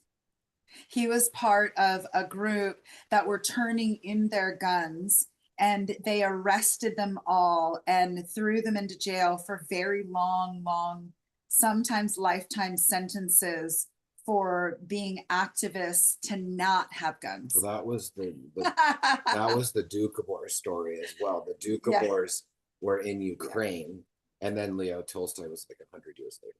So, but learning from them, but they peaceful. They put their arms in a fire, and they got kicked out of Russia. Yeah. Things change. Well, check it out. Tolstoy, War and Peace, or Peace and War. Well, it's interesting as you talk about that because it made me think about, religion and horticulture. And Luther Burbank, he was a Swedenborgian, right? He was very much into, which is, for those who aren't aware, there's esoterics in each religion, and that was an esoteric cult off of Catholicism. So, even the greatest horticulture to live, even, found their ways into, dogma, etc. However, it isn't needed, nor is it required. However, what you're talking about is also what a lot of veterans have found, and especially why they've formed organizations like Swords to Plowshares, etc., is because, yes, PTSD is not exclusive to combat and to war. However, many of us who have been to war, etc., have found service to others, and then especially working on the land. For myself, coming after war, working on a horse farm was the most therapeutic thing I could have done because I did no longer care about humans, human beings. Once you have the duty to kill them, once you start doing that, it turns something in your soul that you have to fix, and it's up to each one of us to figure out how to do so. And it's, again, not exclusive to war or to that. Any type of trauma is one of those things we need to learn and heal from. And there is something special about going to the land and going to sleep when the sun goes down and getting up with the birds, and as the sun comes up, that can really realign the soul. And working the land is something that um, changes humans. It's unavoidable. So now they're putting a finger on it for, growth therapy and, learning how to grow, but taking something and taking it from nothing and creating whatever it is you're growing to the ultimate expression takes a whole lot of skill. It's easy to try it the first time, but then you realize, oh, I have to build my soil. Oh, that doesn't take a week. That takes months to years, right? And so you have to start thinking in the long term, which is something the traumatized brain doesn't do. It wants to shut down the short term. So by working alongside something and creative something and sustaining it through illness, etc., and then bringing it again to its ultimate expression is, if you have not experienced it, it's hard to explain. But once you've done it, it's hard not to continue, if that makes any sense. It's one of those journeys. It's not a destination. It's the complete journey along the way that heals the soul. That is a lesson to anybody who goes through any type of trauma, is to find something, be creative. But if you're able to grow, wow. And then if you're able to grow cannabis through it, wow. Then if you're able to grow medical cannabis through it, good on you. That's some hard work, ladies and gentlemen. That's not easy shit. And everybody here will attest that. Oh, it sounds great on paper. It's another thing when, you're out in the field and, oh, it's raining and, oh, you found bugs and, oh, how do I deal with this situation? Everybody's prepared for success. Nature teaches you the humility of failure consistently. Oh my God. Humble pie. Oh boy. Well, again, right? There's no songs about farming, only laments. Humble pie was definitely grown by a farmer. Yeah, it's really powerful to be with horses after an experience like you went through, and I can only imagine the healing and nonverbal communication. And I love that about animals. Like we don't always give ourselves credit that we can communicate outside of talking, but I think each and every one of us totally can. And we prove it every time with our own animals, and horses are something spectacular. You So cannot can realign you. That's cool. you cannot not be mentally aware. The first time you are not, that's when they'll fuck with you. In the sense, why would they fuck with you? Well, I was Kick taking you. I took a horse. I had to take her in after I worked on a horse farm, so it was a dressage farm. So kids would come and they would ride the horses from time to time and do the jumps, etc. Well, this one horse had a girl that she did not like, and afterwards she was mad, and I wasn't really paying attention, and I turned around. You know how you turn them around right before you put them right into their stall, and I did it too tight, and she came right in and stepped right on my big toe. And if you've ever had a horse put its full weight on your foot, it breaks things. Um, and I knew immediately and that something was not good happening. And of course, the horse then just swung her head right around to me, eye to eye, and just looked me right in the eye and just kind of like, just to let me know that I'm not happy. I'm letting you know I'm not happy. Two, I know what I'm doing, and fuck you. Just split your toe into a fucking Oh, I, mush. I immediately get her right in. I yelled to Sis, who it was her farm. I was like, turn on the hose because I knew it was going to be bad. And as soon as I took one step, I looked down. The toe of my tennis shoe, which was white, went pink red. I'm like, oh shit, that's not good. And completely ripped my toenail right off. Ooh. And there is nothing like losing your big toenail, ladies and gentlemen, to teach you how to walk all over again. Yeah, do not highly recommend it. So what I'm saying is you have to be smart around animals. Two, you better be self-aware around horses. And if you're not, they will remind you in ways that will keep you, again, nature reminding you where you are on the pecking list. And yeah, it brings you down a notch in reality, needless to say. Now they're beautiful animals. There's no doubt about it. Oh, There's yeah. we have quite a few esquitarian, whatever you call it, esquarian. Not fucking saying that right, but towards Pemberton and Squamish, and there's some trails in Squamish I do on my electric skateboard that kind of go near the highway, and it goes near this like 4 or 5 acre horse property, and there's always a couple of horses. And if you just stop by the fence, and this is like way at the back of the property, these horses will immediately like jog over and just like stare at you. And it's like, oh wow, these like they want to see who's visiting their little square of property here, and they're very aware and sentient, and it's cool. It's definitely, the classic. I always say the same thing to them, right? I always say, "Hey man, why the long face?" Nay, Yeah, it's a horse joke. nay. It's not body shaming. It's just an honest question. Motherfuckers have long faces.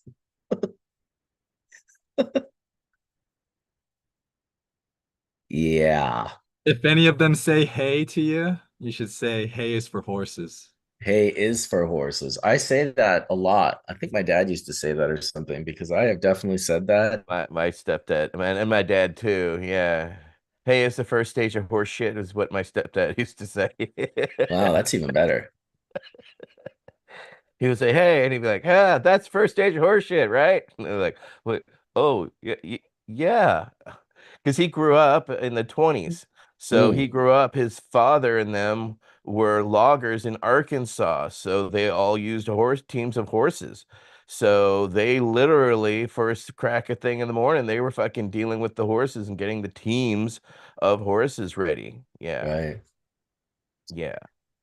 Back when What you had 10 other brothers and sisters and shit. do you guys have anything planned for 710?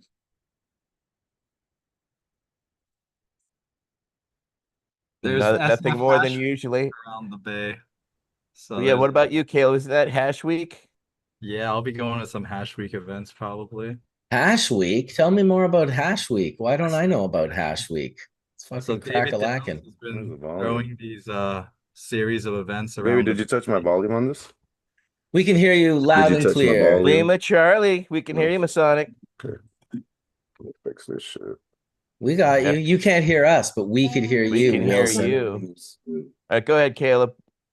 Yeah, so SF Hash Week will be there's like brands, legal brands will work with dispensaries and have exclusive drops of some of their rare stuff that you can pre-order and then go pick up. And then I'm sure they'll also be distributing some hashy genetics, and then they'll be bookended by some like parties and some cool locations. And I'm sure there'll also be another cool art gallery and lots of cool stuff. I hope someday there's a hash auction. Just throwing that manifestation out there. That's sick. That's sick. Organic single source, Joshy. Gold tier. If you know, you know. Loving it. I'm loving it. If you know, you know. Dude, this shit is Nice and like a wet. swamp. That's beautiful. There's a It's separate swamp. if you know you know down in California, which is kind of funny. Yeah, well, if you know, you know. Say what now? I like that. I like that. We brought a bunch of hash burger out, and that's a nice variety. I like that one. Chem dog and GMO. Yeah, I was talking about that with Mojave the other day. I think that's one that they do at Belushi Farms. Oh, really? Yeah. Yep. The burgers are good. I guess it's if you love it, you love it type thing because it's the chem, flavor in it. But it's hard not to love it if you kind of come from that era, I would say. Right. You know what? I'm gonna go Right, I smoke. think it's working now, maybe. I can hear you. Hell That's yeah. it. Can you hear us? Yes, yes, I can. We How we you could guys hear doing? you when you first came in. Baby, did you I mess with my volume? What's up, yeah, Masonic? that's my first, I'm terrible. I don't know. I can't blame. I have to blame somebody. Good Blame morning, everybody. Jesus. What up, Etienne? What up, Caleb? What up, Marcus? How's everybody doing? Dragonfly Earth Medicine. What's good? How you guys doing? Doing well, Good, sir. doing well, thank you. How How's are the th- backyard looking? how are you there, Sea Cracker?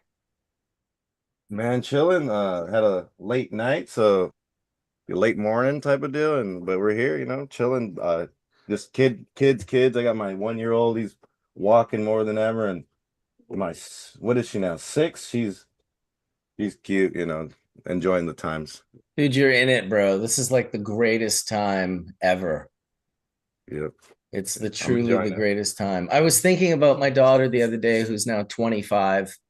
And I'll look at pictures of her when she's little, and I'll be like, whoa, that person is gone. Like that person doesn't really like she's part of hers in there, but it's just a very unique time. Like, love that shit up, dude. When your daughter's all little and shit, just like this is amazing. Such a good time.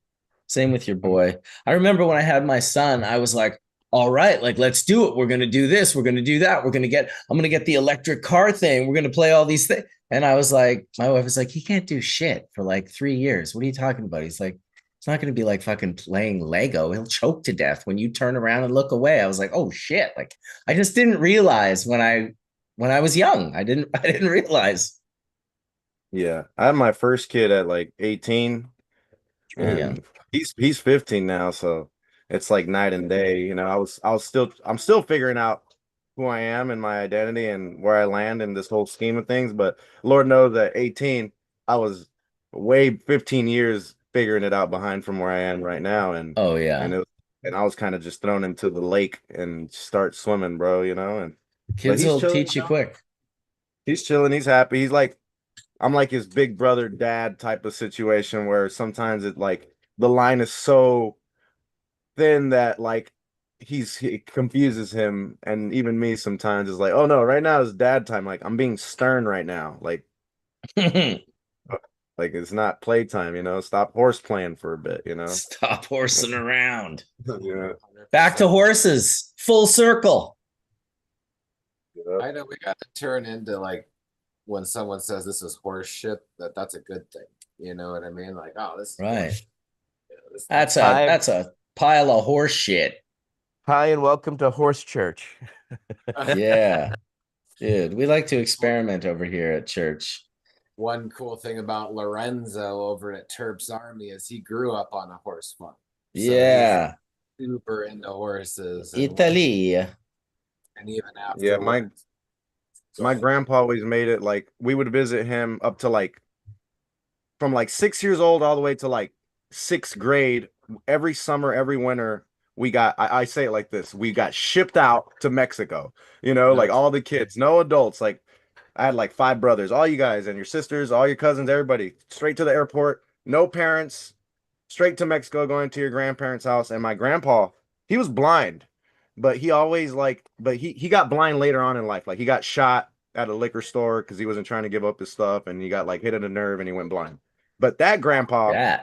he would always make it his mission to have a horse and a cow when we landed, so that we could do, you know, the cultural thing, you know. Yeah, we would take our coach to his our horse to his little he had like a corral, you know, and we would drop him off there every night, pick him up every morning, saddle him every morning, walk him around every morning, give him his food, and the cow we would, it's called ordeñando, you know, milking the cow. We would milk the cow, and we did this, you know, as much as, you know, to, oh, give it back to your uncle. Like, you guys are kids, you got it out your system, you know. We go take him back to your uncle who really owns the horse and cow. But we did that. We grew up with, you know, horses and cows. And my great grandpa, he was like 80, and we didn't really have a relationship with him. He was kind of like the guy you would see around the ranch or the ranches when you'd be around Mexico or in the pueblo. Oh, that's your grandpa, like your great grandpa. Okay, that's my blind grandpa's dad.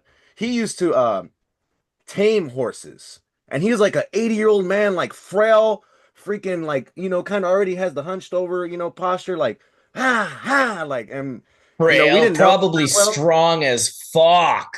Yeah, I bet. Holy shit. Funny I when you're a bet. kid, eh? Look how frail grandpa is. It's like, bro. Yeah, Don't get a horse. Till he grabs you by the scruff of the neck. Oh, yeah, great grandpa those too, are the you kind know? of dudes that when the bolt or the nut is stripped, they just squeeze the pliers so hard that they flatten the nut back into something that can be turned. Yeah, horses are fun. Here in Compton, it's like a farm town too. So you'll be driving around, you'll see a lowrider and a horse, freaking cops and a horse, everything, you know. Really? Yeah, they got horses. You'll hear it click, click, click, click, click, click, click, click, just out of nowhere. That's Fuck awesome. yeah, dude. That is wild. Good experience to have out of LA and all that as well, or whatever. That's adds depth to a person. That's really cool. Yeah, I'm friends with the Compton Cowboys. They're like a whole group of people out here, and they like, you know, that's their thing. They're cowboys. No way. Do they Yep, cruise yep. out the streets and stuff with the Yeah. car? Yep. I love the they go out. psychedelic cowboy kind of crossover with the rhinestones and I mean, it can get fucking sweet. Rhinestone Cowboy. Dude, And the rhinestones. rhinestone cowboy. What do you know about pointy boots? I mean, is that just a certain part of Mexico, or is that just a funny, stupid? I know there's those crazy boots, but now we keep it, you know, we keep it easy on the eyes, you know. We don't go too flamboyant, you know. Like they do have charros. The charros is a big thing. You know, my tios, they're all charros.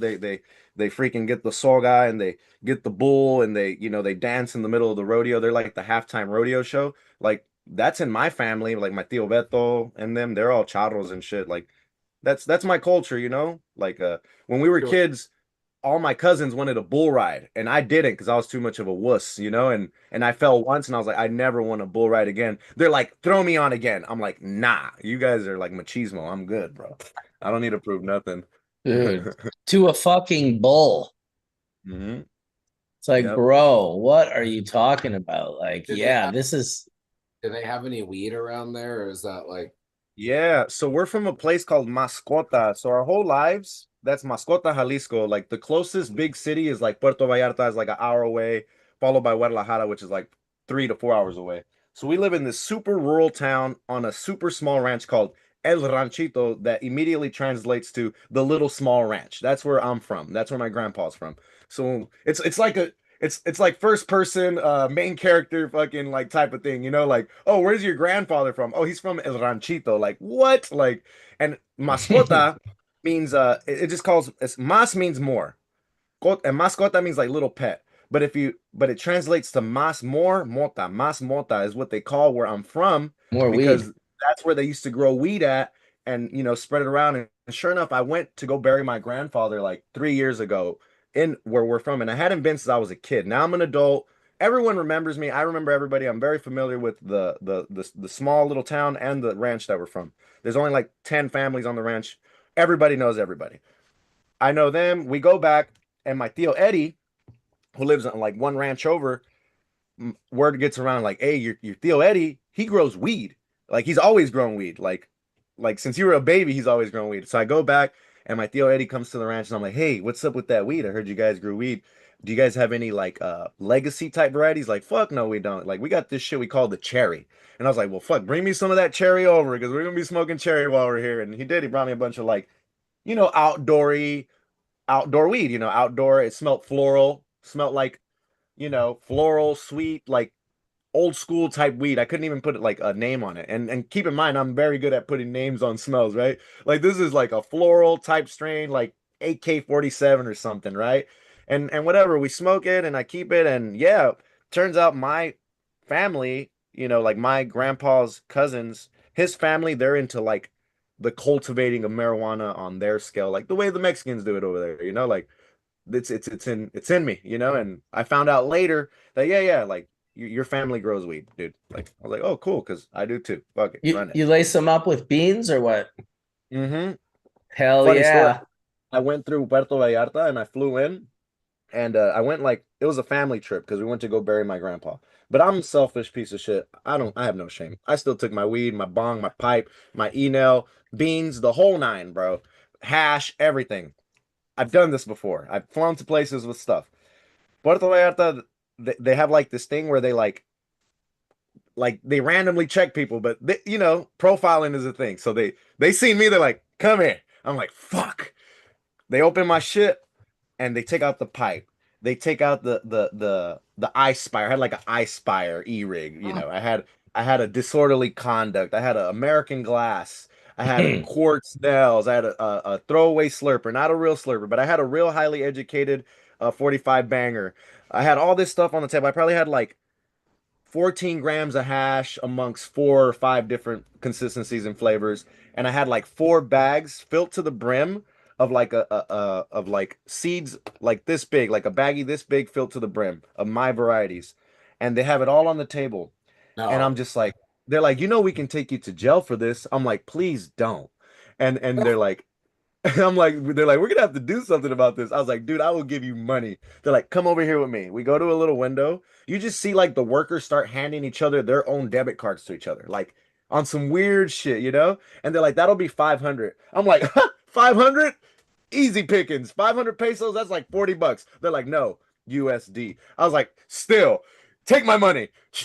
And they're like, here, have your shit back. They're like, we're gonna have to keep the seeds though. I was like, keep them. They didn't find some of the seeds. I was able to take some of the seeds to my uncle, but they let me keep everything for $500 in Puerto Vallarta, bro. The worst, but the best.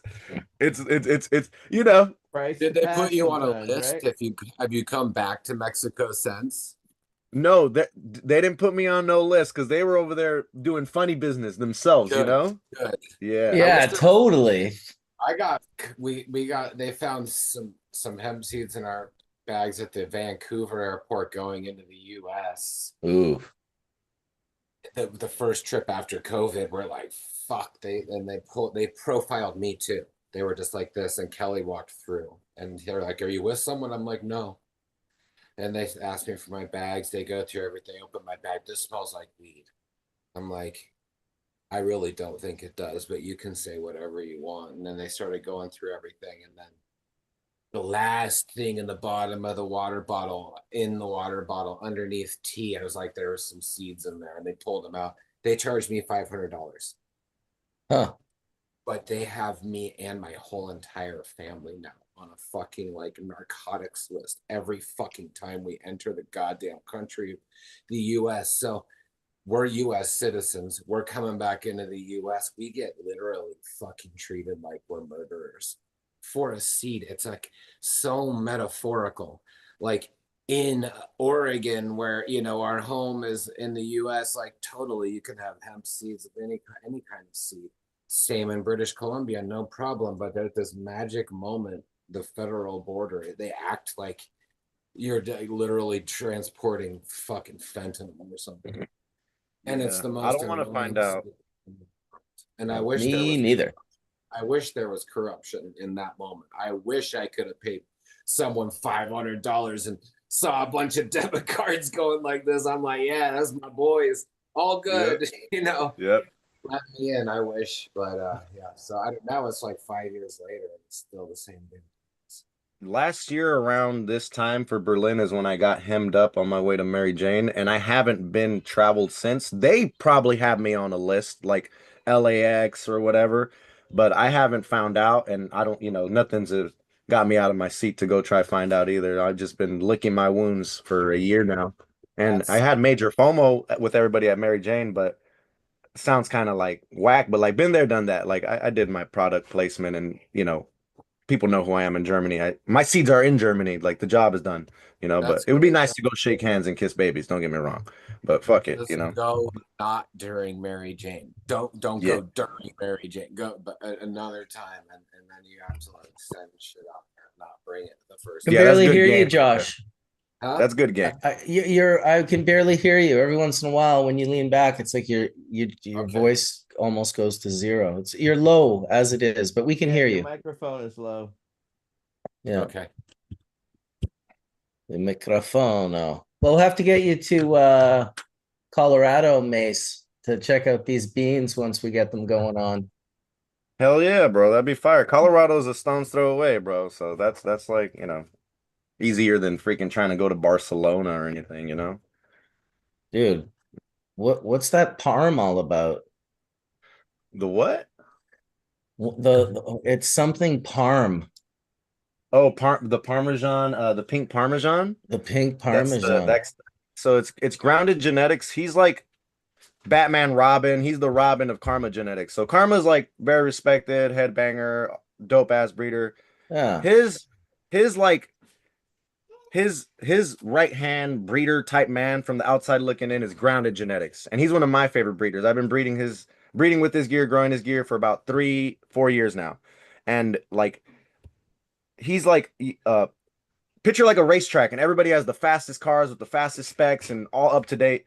That's what like breeding is with some of the breeders. Like you got the wizard trees and people that breed with those type of fast strains. I call them fast. Like they're just extravagant. He's kind of been on top of that for a while now, and his name is making more of a ripple here in the States now. People are becoming more privy to them as they become more engaged in this practice, popping seeds and knowing breeders. But Yeah, it grounded was genetics, pink. It was pink parm mango. That's what it yeah, was. yeah, pink Parmesan. So that's Exodus cheese, Chem Dog, papaya crossed into mango starburst, and it's a papaya cheese receiver with the donor being the super crazy acrid mango marmalade cherry mango. Like you're gonna get Wow. either or a new material. We always hope for new material, but either or Yeah. is big too. Yeah. Yeah, exactly. Fuck yeah, dude. Yep. Yep. I am stoked to be cracking some Masonic seeds in the for the Bubbleman brand in Colorado. Yeah, I sent you heaters only. I made sure to send you, only stuff that is promising, aromatic, for hash. No train wreck, no disrespect to nobody, no sativas, no. We love those too, but we're trying to get hash going on, so I didn't send you no Starman. Starman. Starman. Yeah, I mean, it's like Taliman times mango starburst. It's so easy. Dude. It's just there. It's like just put it in a seed, and that's what I did. Mango banana. Mango banana. Yep, mango. It is very much a mango banana, 100%. And then Oz K77 crossed with Mango SB. OG Eddie Lep Skittles. So that's Really? OZK. Yeah, that's OZK. That's a OG Skittles leaning variety crossed into the Mango SB. I love OZK. I think OG Skittles, very subjective, very biased to me, but it's an easy buy when I'm making my purchases and people are like working so hard to put everything in a jar and hoping the customer buys something. That's one of the easier ones for me to be like, oh, let me get two of those. Is Hell the yeah. is the mango and the SB like a cross, or is the SB from the mango, or So let me break it down. and So that's what higher John ground, this is higher this ground is his this is his spotlight. He's the one that for made sure. Mango Starburst 36 namesake, right? He grabbed those flames from a Starburst OG, which is a Fire OG Bubba strain, who was popularized more so by like Cash Tree Mason. He was like one Yes. of the first veganic Yeah. growers, super expensive heady weed, York right? and New York and all that. I've seen all I've that. I've smoked the Starburst OG, and I've grown it. I had the clone. I got it straight from Ogre Farms like in 2016, crossed it to Dude, Ogre Wilson. Farms, they were done pure a long time ago. Yeah. Those cool. And I grew the Starburst OG. I remember it. It wasn't as aromatic and it didn't have like that grapefruit, mango, cherry, citrus, some might say, pop, right? Which is very in your face, right? Starburst OG, on the other hand, is kind of like empty wallet, like poof. Like, Mhm. where's like what are we? Someone's got to suggest something to you. Oh, yeah, yeah, yeah, you're right. It does, I Right. guess, Sure. That's Starburst OG to me. That's just where I'm at with how I perceive that strain. So Starburst OG, not the most aromatic, but at the time that it was being platformed, it was probably one of the more visually appealing frosty type strains, which made it status quo at its time, right? That's why people kept it around, right? And it probably grew a Definitely. romantic relationship where we dragged her all the way to this point. If people still grow her as herself, the clone only elite Starburst Yeah. OG. So higher ground grabbed that clone and he crossed it to the KC36 from KC Bean Brains, which emphasizes that grapefruit type terp, which is what is being pushed I forward. like. So like if you go get a jar of 710 Labs higher ground SB36 offering, you're getting very much the father's aroma, not the Starburst OG. So it's Starburst OG times KC36. The mango came to life from the KC36 name because of that's what it represents. So he crossed the Starburst OG to the KC36, made Starburst, no, Mango Starburst. Okay. Found a selection in there, the 36, and that's what he breeds Fords with, and he crosses it back to probably a male that he found from the F1 population, not the original KC36 male that he used in the F1. Yeah. So that's how the mango came into play. It came from that I love that. KC36 name. Yep. I love And that. I use it interchangeably. Starburst, SB, mango, SB mango. It's Totally, all the totally, same. totally. I Yeah. get it. Yeah, we grew that one last year. We're growing it again this year, and we have the straw Nana Starburst as well. So it's nice, Fire. nice I, I, crossover. I, uh, John came to my house, higher ground, and I didn't even know who he was on some secret boss shit. Dude, Like, yeah, I had a friend, he's all like, hey, someone's gonna come to your house. They're gonna meet you. I check need them you to out. do a favor for me. Whatever. This is, I have a nice place in LA. People could come meet people there, whatever. This guy comes to my house. I'm just being me. Nice guy. I show him my backyard. At the time, I'm doing natural selection populations. And he's like, you have like different males out here. Like, what's up with that? I'm like, that's what I'm doing. Like, whatever, dude. Like, let's go inside there. We smoke. He leaves me 2 jars. He goes home. I'm looking at the 2 jars and it says higher ground on the top. It says mango on the bottom. I'm like, you fucking idiot. That was him. He was just at your house. Like you asked him all the wrong questions. If anything, you treated him like you're supposed to treat people, like just regular. You don't know him. You're oblivious to who he is. You can't fan out. You can't pick his brain. He's just the guy at your house. You're gonna treat him with that respect. He goes home and higher ground starts to have like, and I smoke the resin, and I'm like, yo, this is good. Like I need this in seed form, right? True. So I'm smoking Starburst, and he has like a pop up at the Astor Club, like weeks or months later, and he's selling his seeds, and they're expensive, but I bought them. I bought like a $500 pack of the F2s, and I bought a $250 pack of the F1s with the intention of repopulating this aroma and crossing it into everything and doing exactly what I did right now. To break Put the them in my Skittles era. put them in my garage, made F3s. Spring came around last year, threw them in the depths, and I was done with F4s by July, right? So I was just like, and I told Were Higher they Ground, awesome? Were they sweet? oh my God, it's what I wanted, you know? I seen Oh. Higher Ground at I think I seen you there too, where the meeting place where we went to go to Ego Clash. I seen Yeah. Higher Totally. Ground At there. the Living Soil Center or whatever. No, the Yeah, solar. Yeah, one of those places, and that's where I the, got the those. the place in Barcelona, the Oh meeting yeah, ground to Terps Army. yeah, one of those places. And I'm talking to John. I'm like, hey, I'm using your gear to make a lot of gear. Basically telling him like I'm unleashing the fucking Kraken. I'm the levee's breaking. You know how it Get is when I ready. grab the swings. And he's just like, yes. And sure enough, here we are today. Like it all came from there. I'm very transparent. I'm very paying it forward. I'm very paying homage. There's no, I don't, my ego doesn't get flustered if, like all credit is due to where it came from, and it's very much higher ground spotlighted the KC36, and it came from the Starburst OG and the KC36 from the Netherlands. Okay, which one was that now? KC Bean Brains, No, the KC36. one that all of these created, was that the Starman or the Oh no, the Mel, the F3 Mel that I yeah. used is a Starburst F2 times the Starburst F2. Because I was kind of asking you about I asked you about the Starman and I asked you about the OZK 77 crossed with the Mango SB. I think Yeah. that's the one you had been explaining. And then I Yep, also yep. have the pink Parm Mango. Where did that Yep, mango yep. come from in that pink Parm Mango? All the mangoes, Mango SB, KC Brains? I use it interchangeably. Like if I tell you it's XYZ Mango, XYZ SB, XYZ Mango SB, it's the Yeah. same thing. It's just Okay. ways of making it shorter and Yeah. like same thing with Tropicana. Tropicana cookies F2, all the same thing. It's all the How same about thing. Barb Burst BX?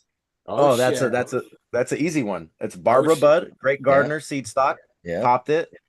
Very much a barb, like peaches in your face, candy, crossed into the mango starburst, F2, and then crossed back into the F3. So that's what we got right there. Shit, dude. Yep, yep, I yep. got some White Thorn Rose, Paradise Punch, Killers. Yeah, those are good. All those white thorn, I grew his bro, they're really good. And those I dropped the ball because I didn't re-veg, I didn't take clones. Oh, yeah. Sometimes I get stuff and I'm just like, oh, this is gonna be around forever. No, And then it's like no, the White Thorn Rose is like, oh shit, that's fucking coveted. candy, bro. Just you just want to bite the bud. You just like, fuck, it's ready. That's how I Dude. feel with the We'll white see terps. how the Paradise Punch and Moonbow does with it. The Moonbow's an odd flavor, kind of, and I like it. Moonbow's fire too. It's Skittles, different. gassy, cushy type strain.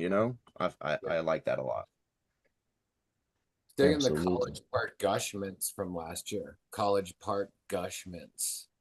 That was from a Southern Oregon breeder. There's Ziploc seeds in Southern Oregon, as well as some other unnamed kind of family members down there doing some pretty killer, like large scale cash runs. So we got a bunch of those and we're working on some sort of photo period versions of it because we own that. Nice work. That's beautiful.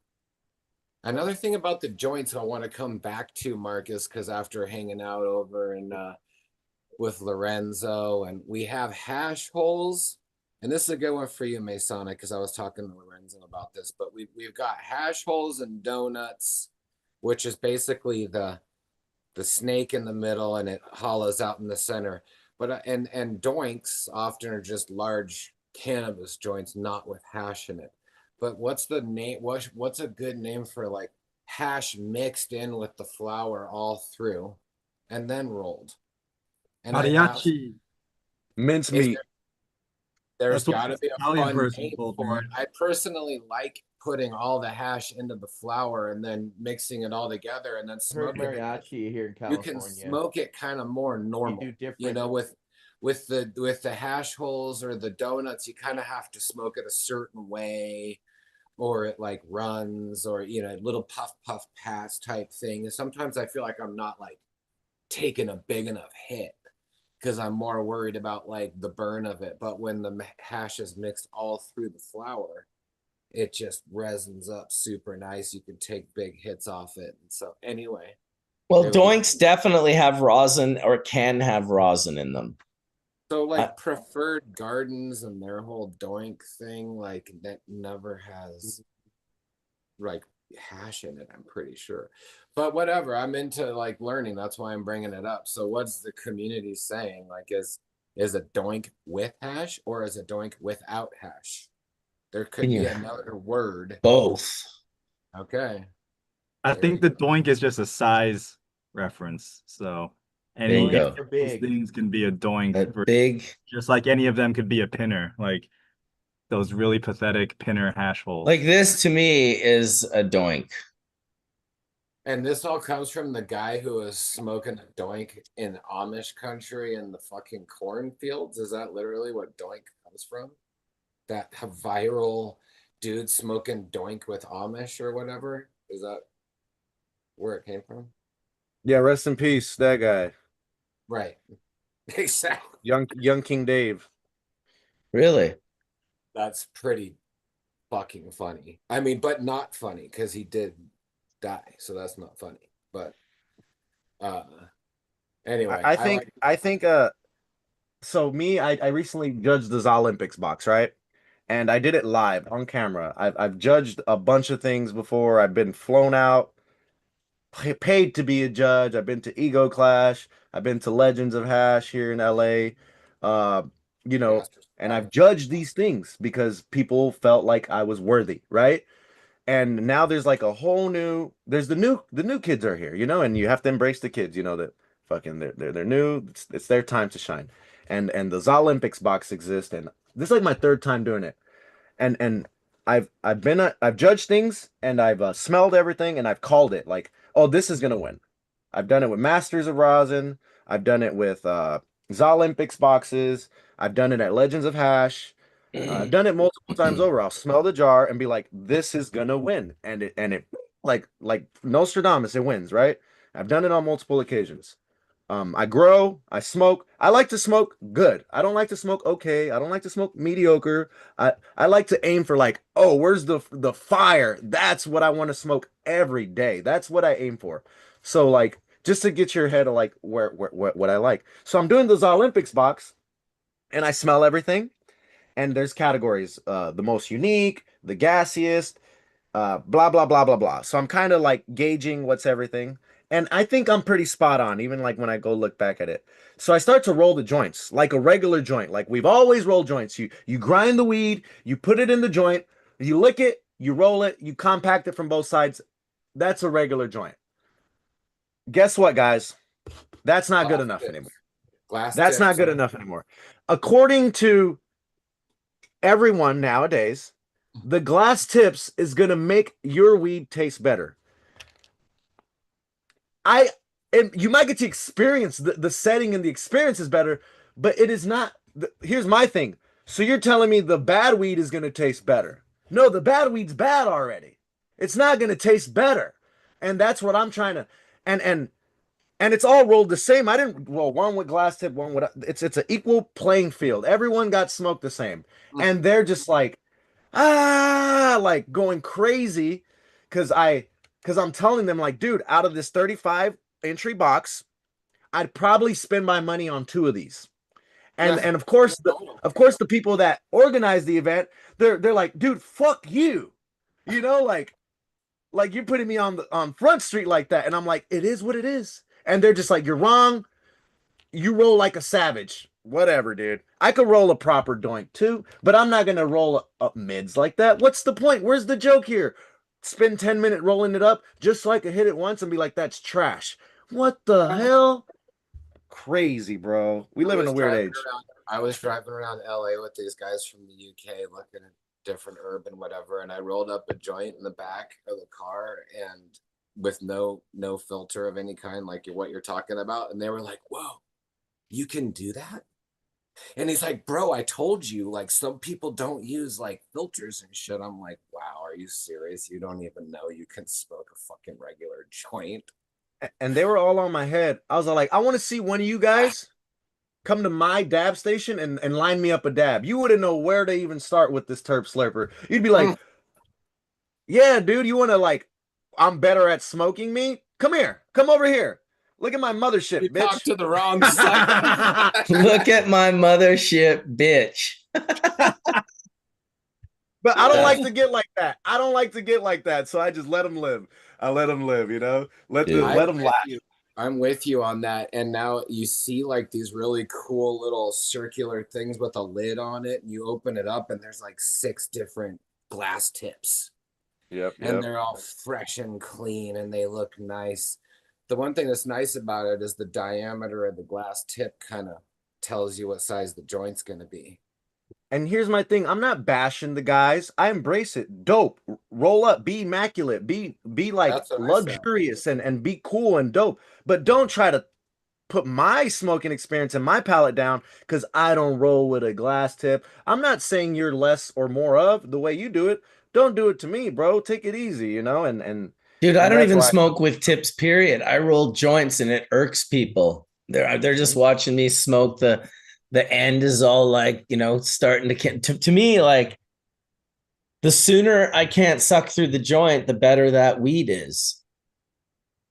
I like the glass tip because with wood or any other filter, like there's also, I roll it without filters all the time, but like it is nice that when it burns down to the bottom, like there's nothing burning at the bottom. Like you can smoke the weed all the way to the tip and there's never a change in well, there's a change in the flavor based off where you are in the joint. That's fine, that's true, but you can smoke it all the way down.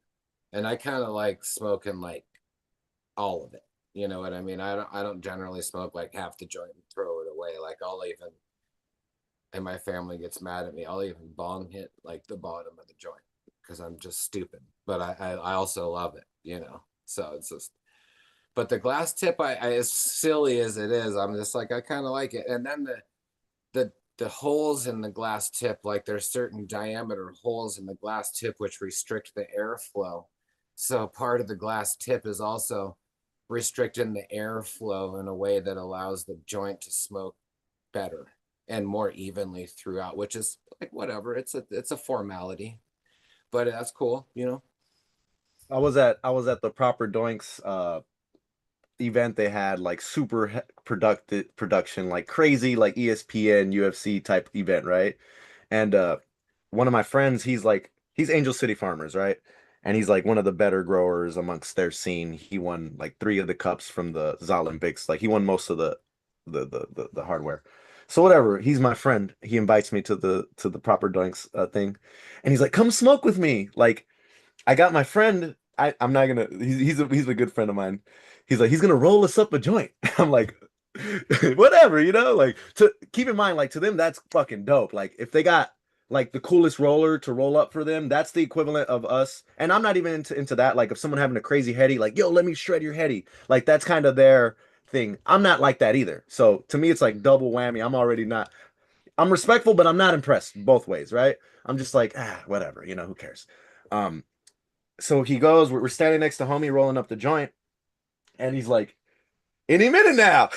he's all like, I guess it's a masterpiece, you know? And you could tell like he's starting to get red, you know? And because he invited me to smoke, and dude is right there like, it's taking a while, you know? And he's just like, any minute now, you know? And it's all like, you know, let's see how long this lasts, you know? Let's see if they can wait forever to smoke till the day they die. Maybe one day they'll be like, I'm done, bro. Give me the fucking joint. Take the fucking tip out. I'm trying to smoke right now. Like, get me out of here, bro. It wasn't coming out perfect. And if it's not perfect and there's a little weed down in where the filter is, oh shit, you fucked everything up, you know? And Yeah, Dude, it some gets weird. people, for some people, it's an art form. For other people, it's like, I'm just rolling a joint to so smoke we've a had a really joint. cool guy named Fat Andy Rolls Yep. from Michigan. Yes. Super cool. Fat Andy rolls. Incredible joints that he's rolling and the smiley face, you know, and all the different things. It is pretty insane how good the professional rollers get. Yeah, this is a Fat Andy rolls smiley face. Oh, that's fire. I fuck with that. That's insane, dude. It's like a millie, but in a joint. Yeah, using rosin instead of fucking. I feel like it would be easier to use bubble because like bubble that wasn't 6-star, obviously. Because wow, rosin melting, the fact that it stayed in there and held its own is just super fucking cool. Much love to you guys. I'm gonna take off now and have to take off for the rest of the day. So Well, enjoy the Much rest of your love, day, brother. brother. Say bye to Kelly for us, and thanks for coming in. And thank you. I'm gonna finish a few more bowls here. Go till noon today. Got another half hour, 40 minutes of talking about genetics and flavors and all the things we love. I will say this, not smoking flower for almost 30 years. Every once in a while, people would offer me flower that was a resin I wanted to smoke. I would vaporize it, but it wouldn't be the same.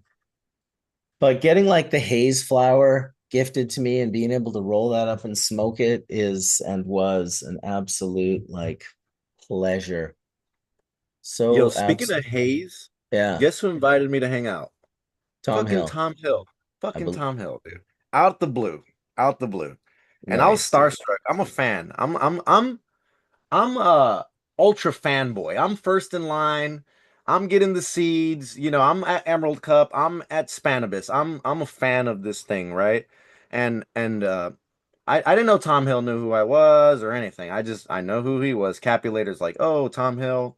Crickets and Cicada did a Tom Hill drop. I popped the seeds. I've had Tom Hill in my garden for like 3 years. Randomly, he reaches out. He's like, we should hang out. And I'm just like, fuck yeah. And sure enough, he's like, Fuck yeah.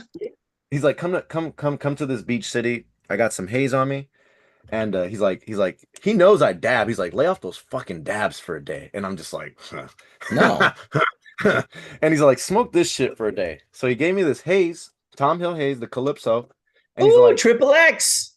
and he's like, just smoke it, bro. He's like, just smoke it. Like, he's like, and see what happens. And I don't know what happened, but I smoked it. And then like the next day, I cleaned my whole backyard. Right. Hell And yeah, then I you washed did. all my dogs. I washed all my dogs. Fuck And yeah. then I grabbed the barbecue pit. Like the whole backyard is up. Like I renovated it. Like it was a little dirty, unusable. Now it's clean. And I don't know if it was the weed, like LSD. All you need is like a drop to I change know it everything. was the weed. It was That's crazy. exactly what you do on weed like that. In fact, unless you're like super athletic, because if you're super athletic, then you end up like going and running 6 miles or just doing like for me, I love snowboarding on haze. Love it because it's like endless energy. Let's go. You're not getting tired. You're not getting lazy. It's the opposite of like Myrcene and couch. It's just fuck, it's wonderful. Look at that, dude. Bro, Yeah. I'm coming over right now. And then we're Very, going. very, very gracious of this offering. Yeah, dude. Just keeping my head down, and this type of energy comes my way sometimes, like, fucking Tom Hill out of everybody. And it turns out like his roots are here in the hood. Like, Right. so Watts and Compton used to be a white neighborhood. So like his grandparents and everything, they went to high school here in this neighborhood. Oh. And it's a trip. It's a trip. Like it's a trip. It's a trip. And he's like, yeah, like that's where we're from. And I'm just like, how? He's like, yeah, like, and I'm like, oh yeah, it makes sense. How? Like, like you are. Like George W. Bush, he's from Compton. They're from Compton. Yeah. Shit, eh? Who would have ever thought? Fucking. Yeah. Fucking, that is pretty wild for sure. Pretty wild. Pretty wild. Yeah, he was telling me his dad or his grandpa went to Watts High School, which is like that school don't even exist anymore. Watts is like, if you guys aren't familiar with like LA or the United States, like, or like just LA culture, Watts is like the mecca of all of everything. Like Watts, Compton, South Central. Watts is like where it all kind of that subculture and a lot of that energy started right there. Interesting. Yeah, I've The never Watts been. rights. There ain't nothing to see out here besides the towers, a little culture shock, like tacos. Like there ain't shit to do out Dude, here. I love tacos. Unless you live out here. I live here, so I'm here all the time. I Yeah, was born here. exactly. I have no choice. I do have a choice, but I like it. I decided to stay. Yeah, man, you gotta put your roots somewhere. My roots, I think my family thought they were going to be in Manitoba, but I think at 22 or 23, I moved out west and have just been living out here ever since, and just in a kind of quiet little village, seaside neighborhood. You just blink and you drive by, you don't see us at all. Very short-lived on the highway, and it's good, but yet it's worldly enough to be 25 minutes from the city of Vancouver and about an hour from Whistler, British Columbia. So it's like a good spot. We got like the whales out front, orcas and humpbacks and shit like on the ocean right out front. But then for in less than an hour, you can drive and be, on the top of some epic mountain that you can ski or snowboard down. So it's definitely the place that my soul sort of drove me to. Not to mention, dude, in the 90s when I came here, this place was like hard weed culture. Like it was crazy. You guys had some crazy prohibition going on down there in a way that like made us flourish. We were just like in the 90s, I don't even know how many metric tons of flour was sent from British Columbia to the US, all of the states for that matter. Easter to the Beast Coast. The Beast Coast, yeah. Well, before it was Beasters, it was just like nice flour, right? The Beasters was like a whole beginning of a combination of drying not happening anymore and people, because the drying didn't, because they were bouncing the flour. A lot of people bounced the flour, and I've said it many times. We didn't have that luxury because the buyers were U.S. and they wouldn't buy the bounce flour. So it was generally like the proof was in the pudding that some of those buyers were bouncing their material before they were selling it into the market. And then then groups here were like, well, we're just going to dry it less and make it harder for them to bounce that resin off of the plant. And that became the real bad combination of beasters. And then it was just terrible weed. At that point, it was like, you know what? Just throw 2,000 pounds of the worst quality weed you could possibly find. It was a weird thing for that timeline for California, because it wasn't sure. It was short after early 2000s that California just was like, took that over from all of, Canada. They just were like, hold my beer, Canada. They're just like, boom, Cali packs everywhere. That happens when you flood out 5,000 clones a week. Is that what happens? Area for years. Kind of works. Yeah. Dude, I remember the clone scenario Shanti Baba had going on in Bellinzona in the south of Switzerland back in like the early 2000s. And I'd never seen anything like it. Like he must have been doing 20 or 30,000 clones a day. Like he had a silo, bro, with a train that came into it.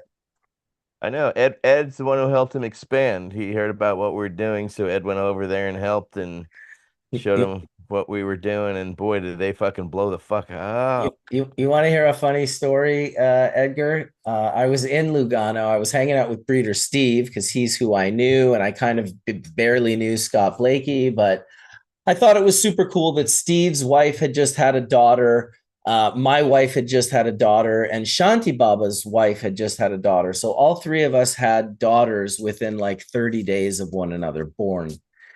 And I was kind of trying to get us together, and I ended up over at Shanti Baba's, and I went to his greenhouse with Gypsy Nirvana. And at one point, I was like, "Hey, listen, like Steve lives in Lugano. We should all get together." And he goes, "Oh man, that guy's a heat score."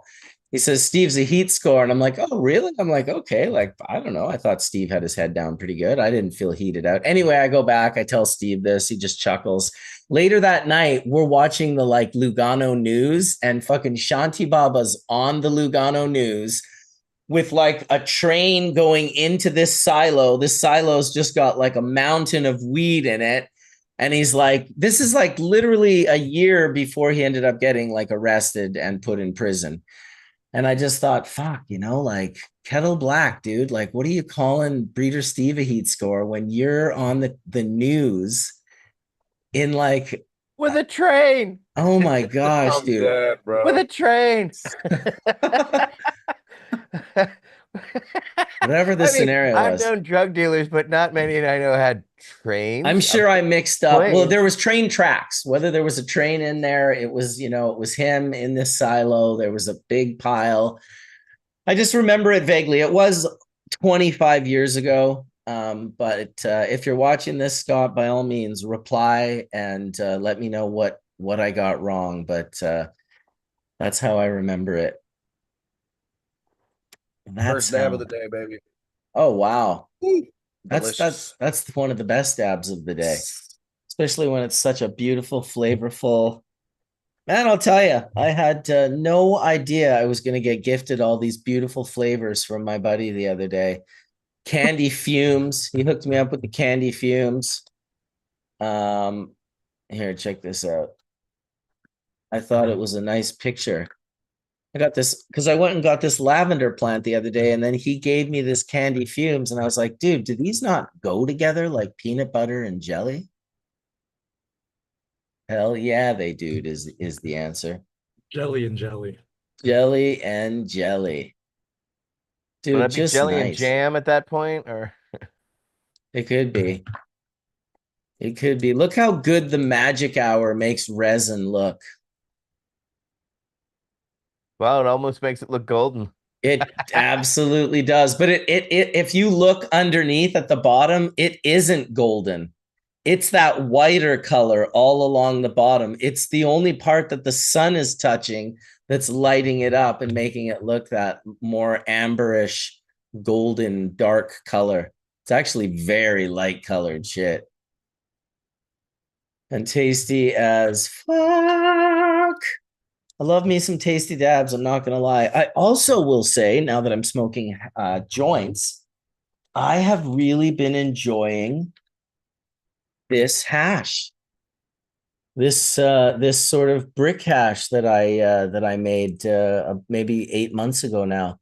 It's real, like it's got a nice kind of texture to it. It's like it's nice and deep and hashy, where you get rid of so much of the bouquet of flavor profile that when you end up with that dominant beta caryophyllene, that peppery smell, it really brings home the smell of traditional hash.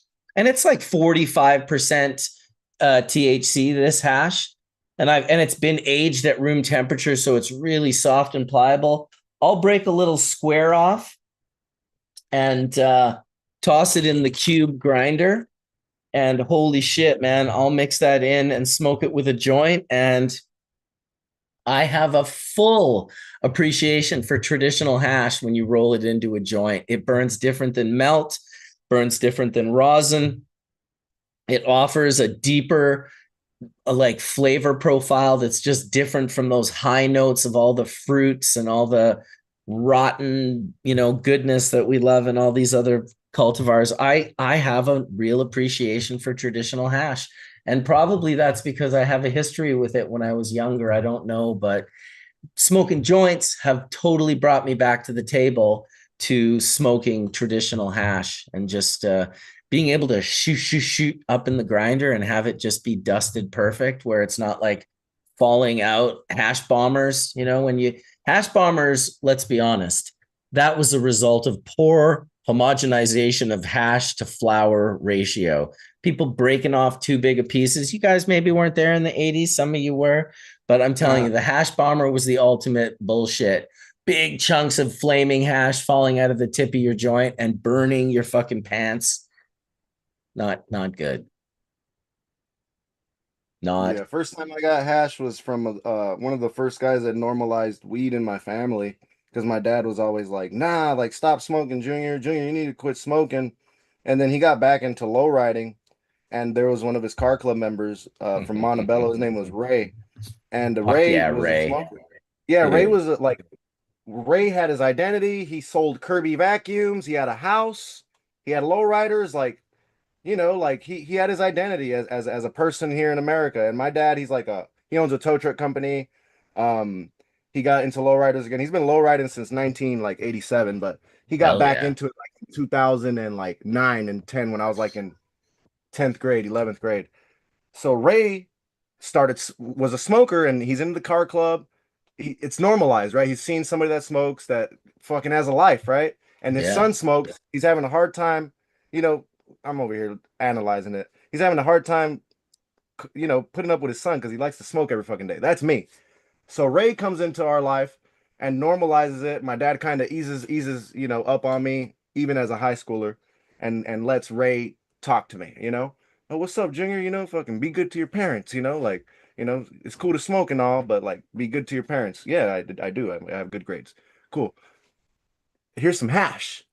Like, the Damn. orange pharmacy vials. He had like a 40 dram vial full of that style hash, and he just breaks me off a piece. And at the time, I'm just a kid that every day I smoke weed, and it's usually like an eighth, not an eighth that I smoke, but like an eighth is big to me. Like an eighth for 50, a dime bag gets you a point 0.5, a dub gets you a gram. This is what I smoke. I'm 15, 16 years old.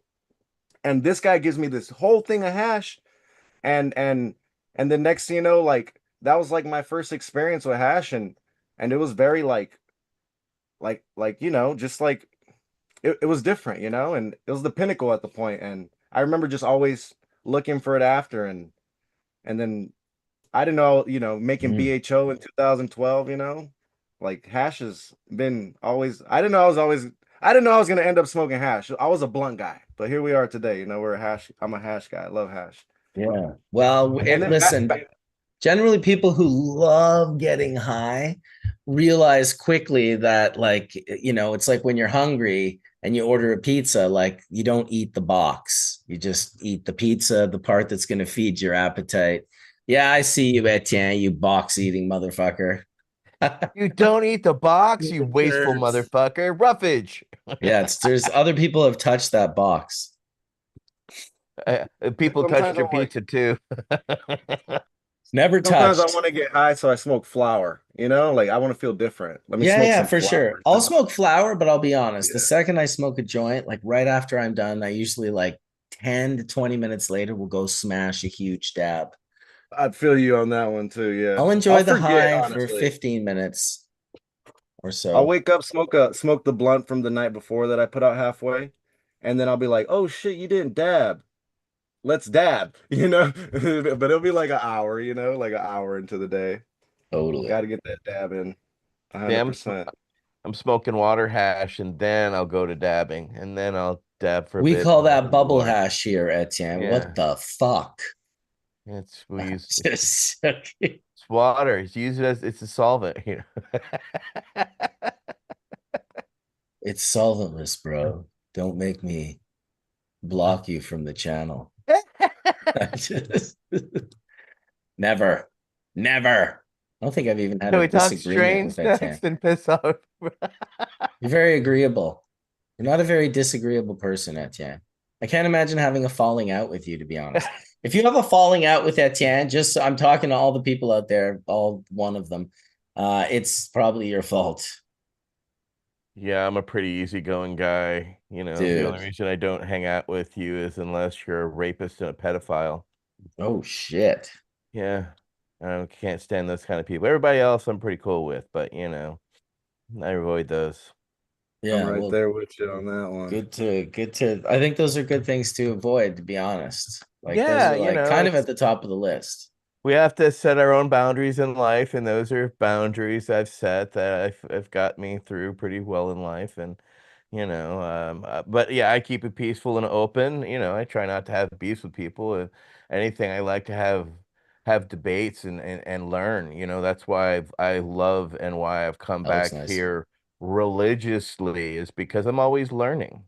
You Yeah. know, I'm you know, there's not many places the well-educated cannabis can go to learn. You know what I'm saying? You're constantly, being around others, and I mean, I belong to various scientific, groups, so I get, the latest in, cannabis science, because there's just so much happening, and it's very rare. I mean, last weekend to sit there and learn that, EEGs are now being used to figure out highs, etc.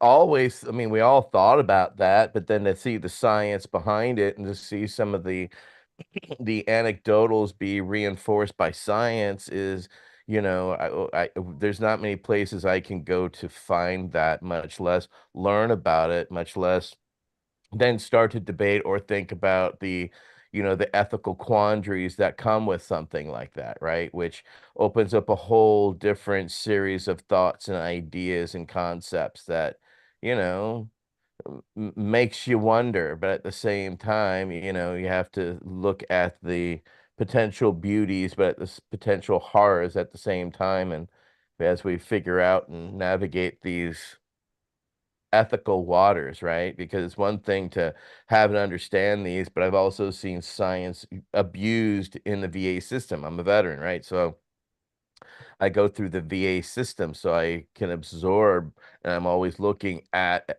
what's happening in science at the same time, using that to reshape policy in real time. So the advances in something like the science, or I mean, just like the Exelby, right? That new medicine that just came out, the cannabinoid derived, lower back pain medicine, led us to realize that there's an essentials medicines list that the World Health Organization puts out, and currently there's no cannabis on it.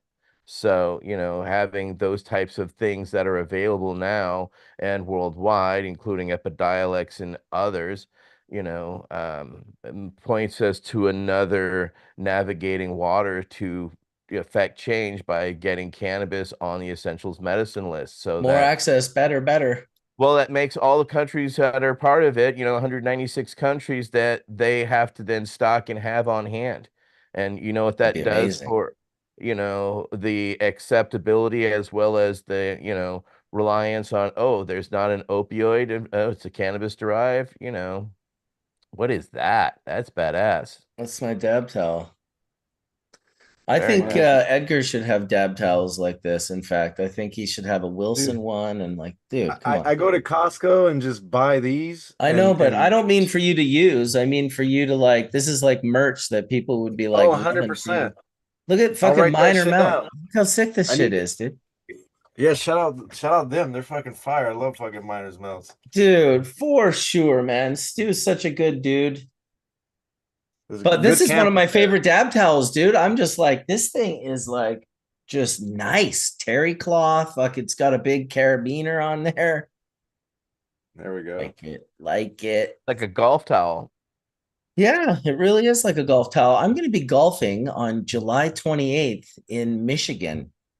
I mentioned that earlier. I'm going to the Mock Technologies Golf? 2-day event. Going to do a little, yeah, I'm going to try. Well, mostly I'll be driving a golf cart, ripping dabs out of a Puffco. That'll be like, 75% of what's getting done. But every once in a while, I'll swing a club and hit a little round ball on a little wooden tee and probably say something like, fuck, oh, fuck. No, I'm not going to take it too seriously. My dad did tell me the word fuck was invented from the game golf, though. I remember him telling me that when I was a kid. He was like, yeah, these golfers, they invented the word fuck. It does, like, I don't know if you've ever golfed and hit a ball and like had it just go right, like to the like cut hard and into the forest. But it's like the best word to say right after a bad golf swing is the F bomb. Comes out so naturally, really. Not gonna Yeah, I lie. tried golf. I'm not the best. I have bad form. Even with Yeah. bowling, I have bad form. I have a bad back, so you have to like do all that when you bowl. Like my body's not doing that shit, you know. No. And You go, I hit like Happy Gilmore. You oh just yeah. Run up to it, just give it a slap shot. yeah, I'm bad. I'm bad at golf. Dude, Happy Gilmore, man. I'll tell you. I enjoyed the second one. I loved the first one. I'm a fan of the Happy Gilmores. Yeah. The second one, that's the one that came out like last year, right? Yeah, it Something was just like that. fun. Like he was just having fun with it. You know, you could kind Yeah. of tell. Like to me, the way I took it was, dude, I'm super successful. I can make this movie. I can invite like a million of my friends to come in and do cameos and just like, Yeah. you know, bring his whole family in. I think all his daughters and his wife are in that movie, all his Yeah. friends. Seems like it's just like, how fun would that be if you created a movie like Happy Gilmore and then like 30 years later, you're like, in a position to be like for the world to want it. Like I don't know, Netflix probably paid $40 million for it or some ridiculous shit. I can only imagine. Yeah. I But wasn't mad at it, but no, I can totally see that. I could totally see that. yeah, I wasn't mad at it. I saw people that were mad at it, and I was like, dude, Yeah. relax. Like it's all good. It's just Yeah. another movie 100%. Yeah. for the nostalgic, right? The first one, a Yeah. lot of the scenes were filmed right up the road from my house, like where he fights Bob Barker and they're rolling Fire. down. That's like 20 minutes from my house. That scene was filmed. That's dope. Yeah, no, it's awesome. Every time I drive to Whistler with a new person, I'd be like, see that green right there on the water? That is where Happy Gilmore and Bob Barker had their tussle. I was That's like, dope. that's actually pretty fucking hilarious. In the meantime, you're like living around where every movie happened. Yeah, something like that. A lot. Holy Yeah. shit. But it's so like it's everywhere that you don't even get to notice, you know. Well, So that's what I mean. yeah. Here it's not everywhere Yeah. at all. Yeah.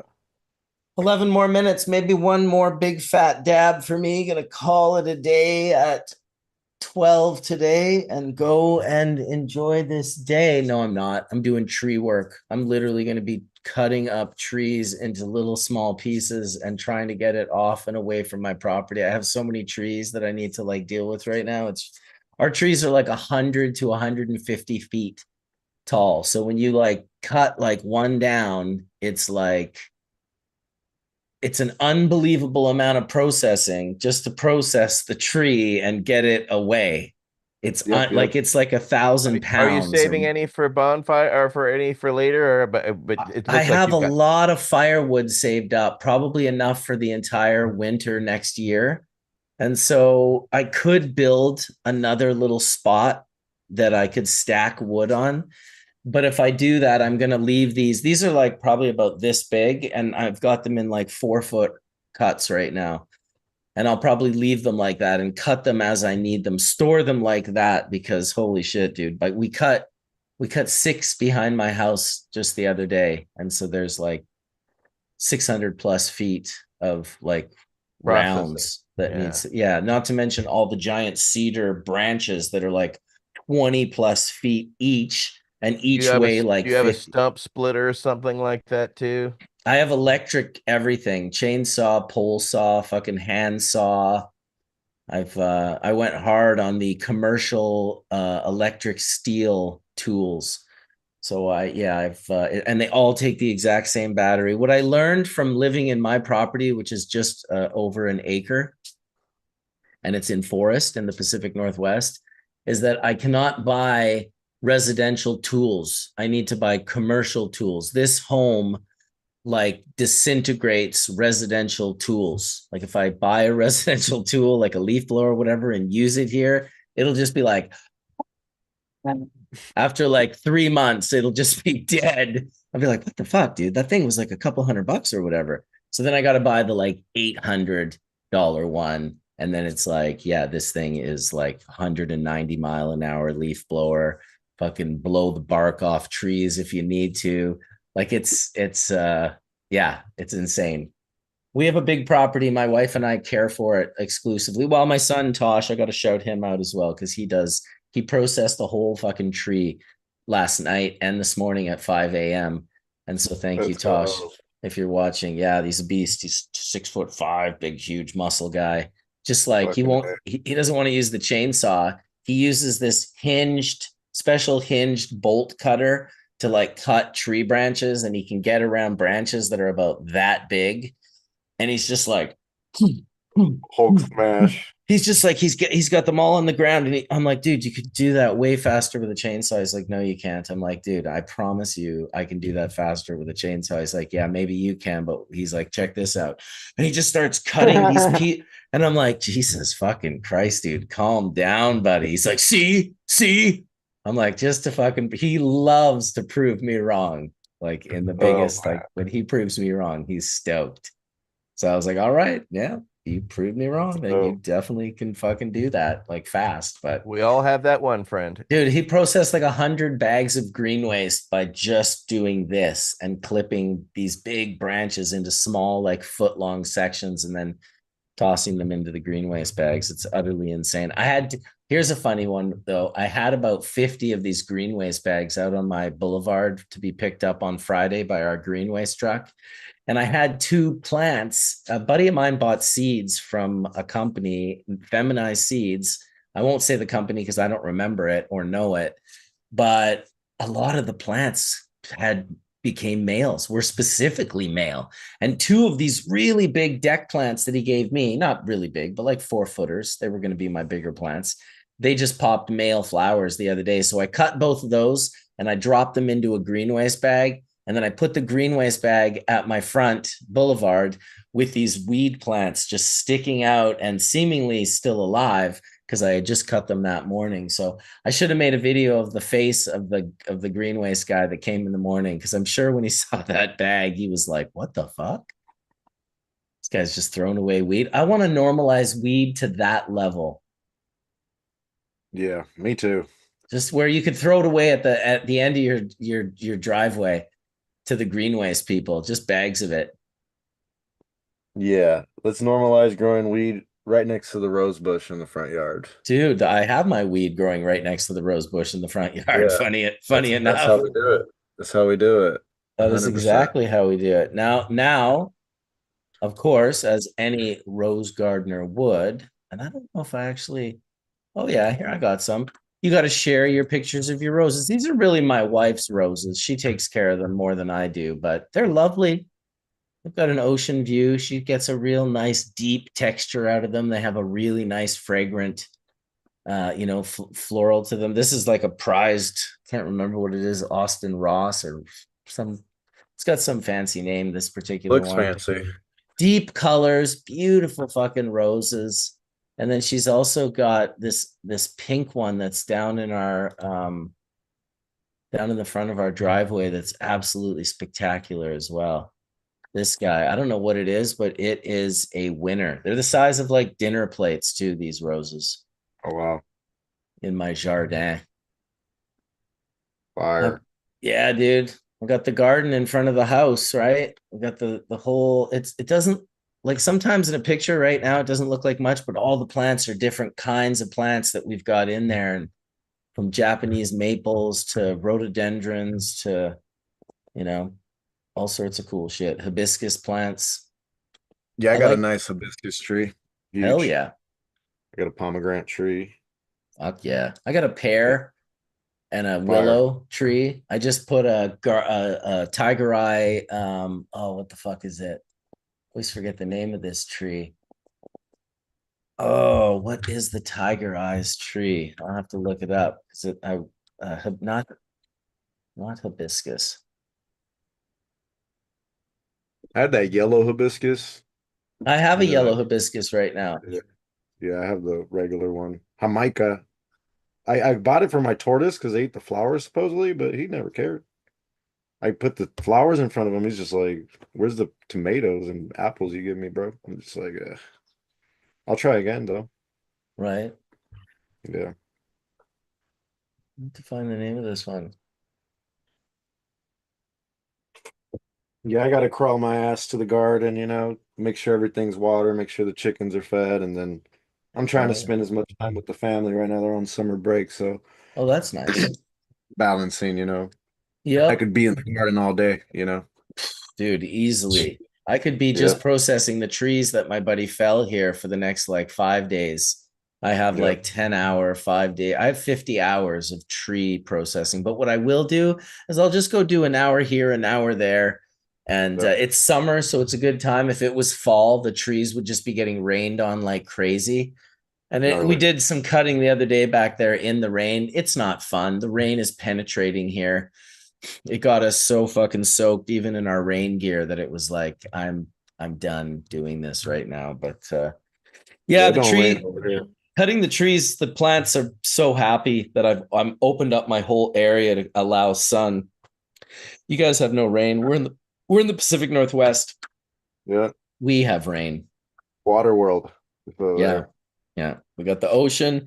We got the snow-capped mountains that will melt till the end of August.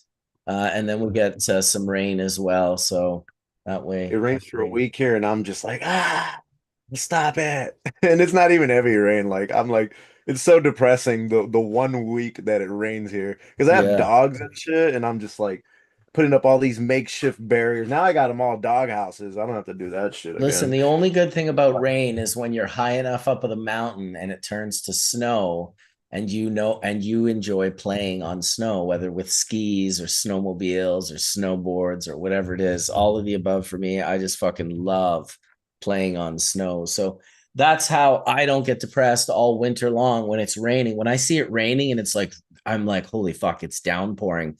I just kind of smile because I'm like, fuck, it's going to be like a 40-centimeter day on top of the mountain tomorrow. Like, holy shit. Sick. It's like That's a gift fire. from God. It's more of a gift from God than anything I could imagine a gift from God being, because it literally comes from the sky, the place where most people think God lives. I'm dead. You're out of control, bro. Yeah, dude. It's a gift from God. You can go a long time without food, but see how long you can go without water. No doubt. Yeah, like it's surprising. It's very short. You die very quickly without water, but you can live for months without food. It's and then of course you can only live for a couple minutes without air. Air is the big one. It even trumps it trumps water. Sorry for using that term, Etienne. I know you said you didn't like those guys, but Yo, thanks for the invite, Mark. yeah, thanks for coming out, dude, and sharing those stories and sharing those genetics and just being an all-around fucking good dude, man. I appreciate you. Nice hanging with you, Caleb, Etienne. Absolutely, Yeah. dog. Absolutely nice to finally hang with you. I watched you, been a fan for a while, so I appreciate you what you're doing as well as, your point of view. So keep on doing what you're doing. You're appreciated. Hell Thank you yeah. guys. I want to thank Puffco and the press club for sponsoring today, and thank Bingo Lombardi for holding it down in the chat. Thank the Dragonfly Earth Medicine, Kelly and Josh, for coming in and sharing their adventures. And yeah, thanks to Edgar and Caleb and Etienne. We will see you next week. Hopefully, I've got a plan to bring my I'm my friend. I met him once in my life, really. Lee Jaffe, and Lee was connected to the Whalers. He was the one that took the infamous photo of Peter Tosh in the field that went on the cover of Legalize It. I think he also produced the album Legalize It. Super deep in the culture of the Whalers, of Peter Tosh, photography. Super cool dude. We're hoping on having him next Sunday or the Sunday after to come on and share some stories. In the meantime, if you got any ideas for us, hit us up, bcbubbleman@icloud.com. We will see you next time. May the full melt seriously bless your bowl sooner than later. Peace out, everybody. Peace out, everybody. Peace out.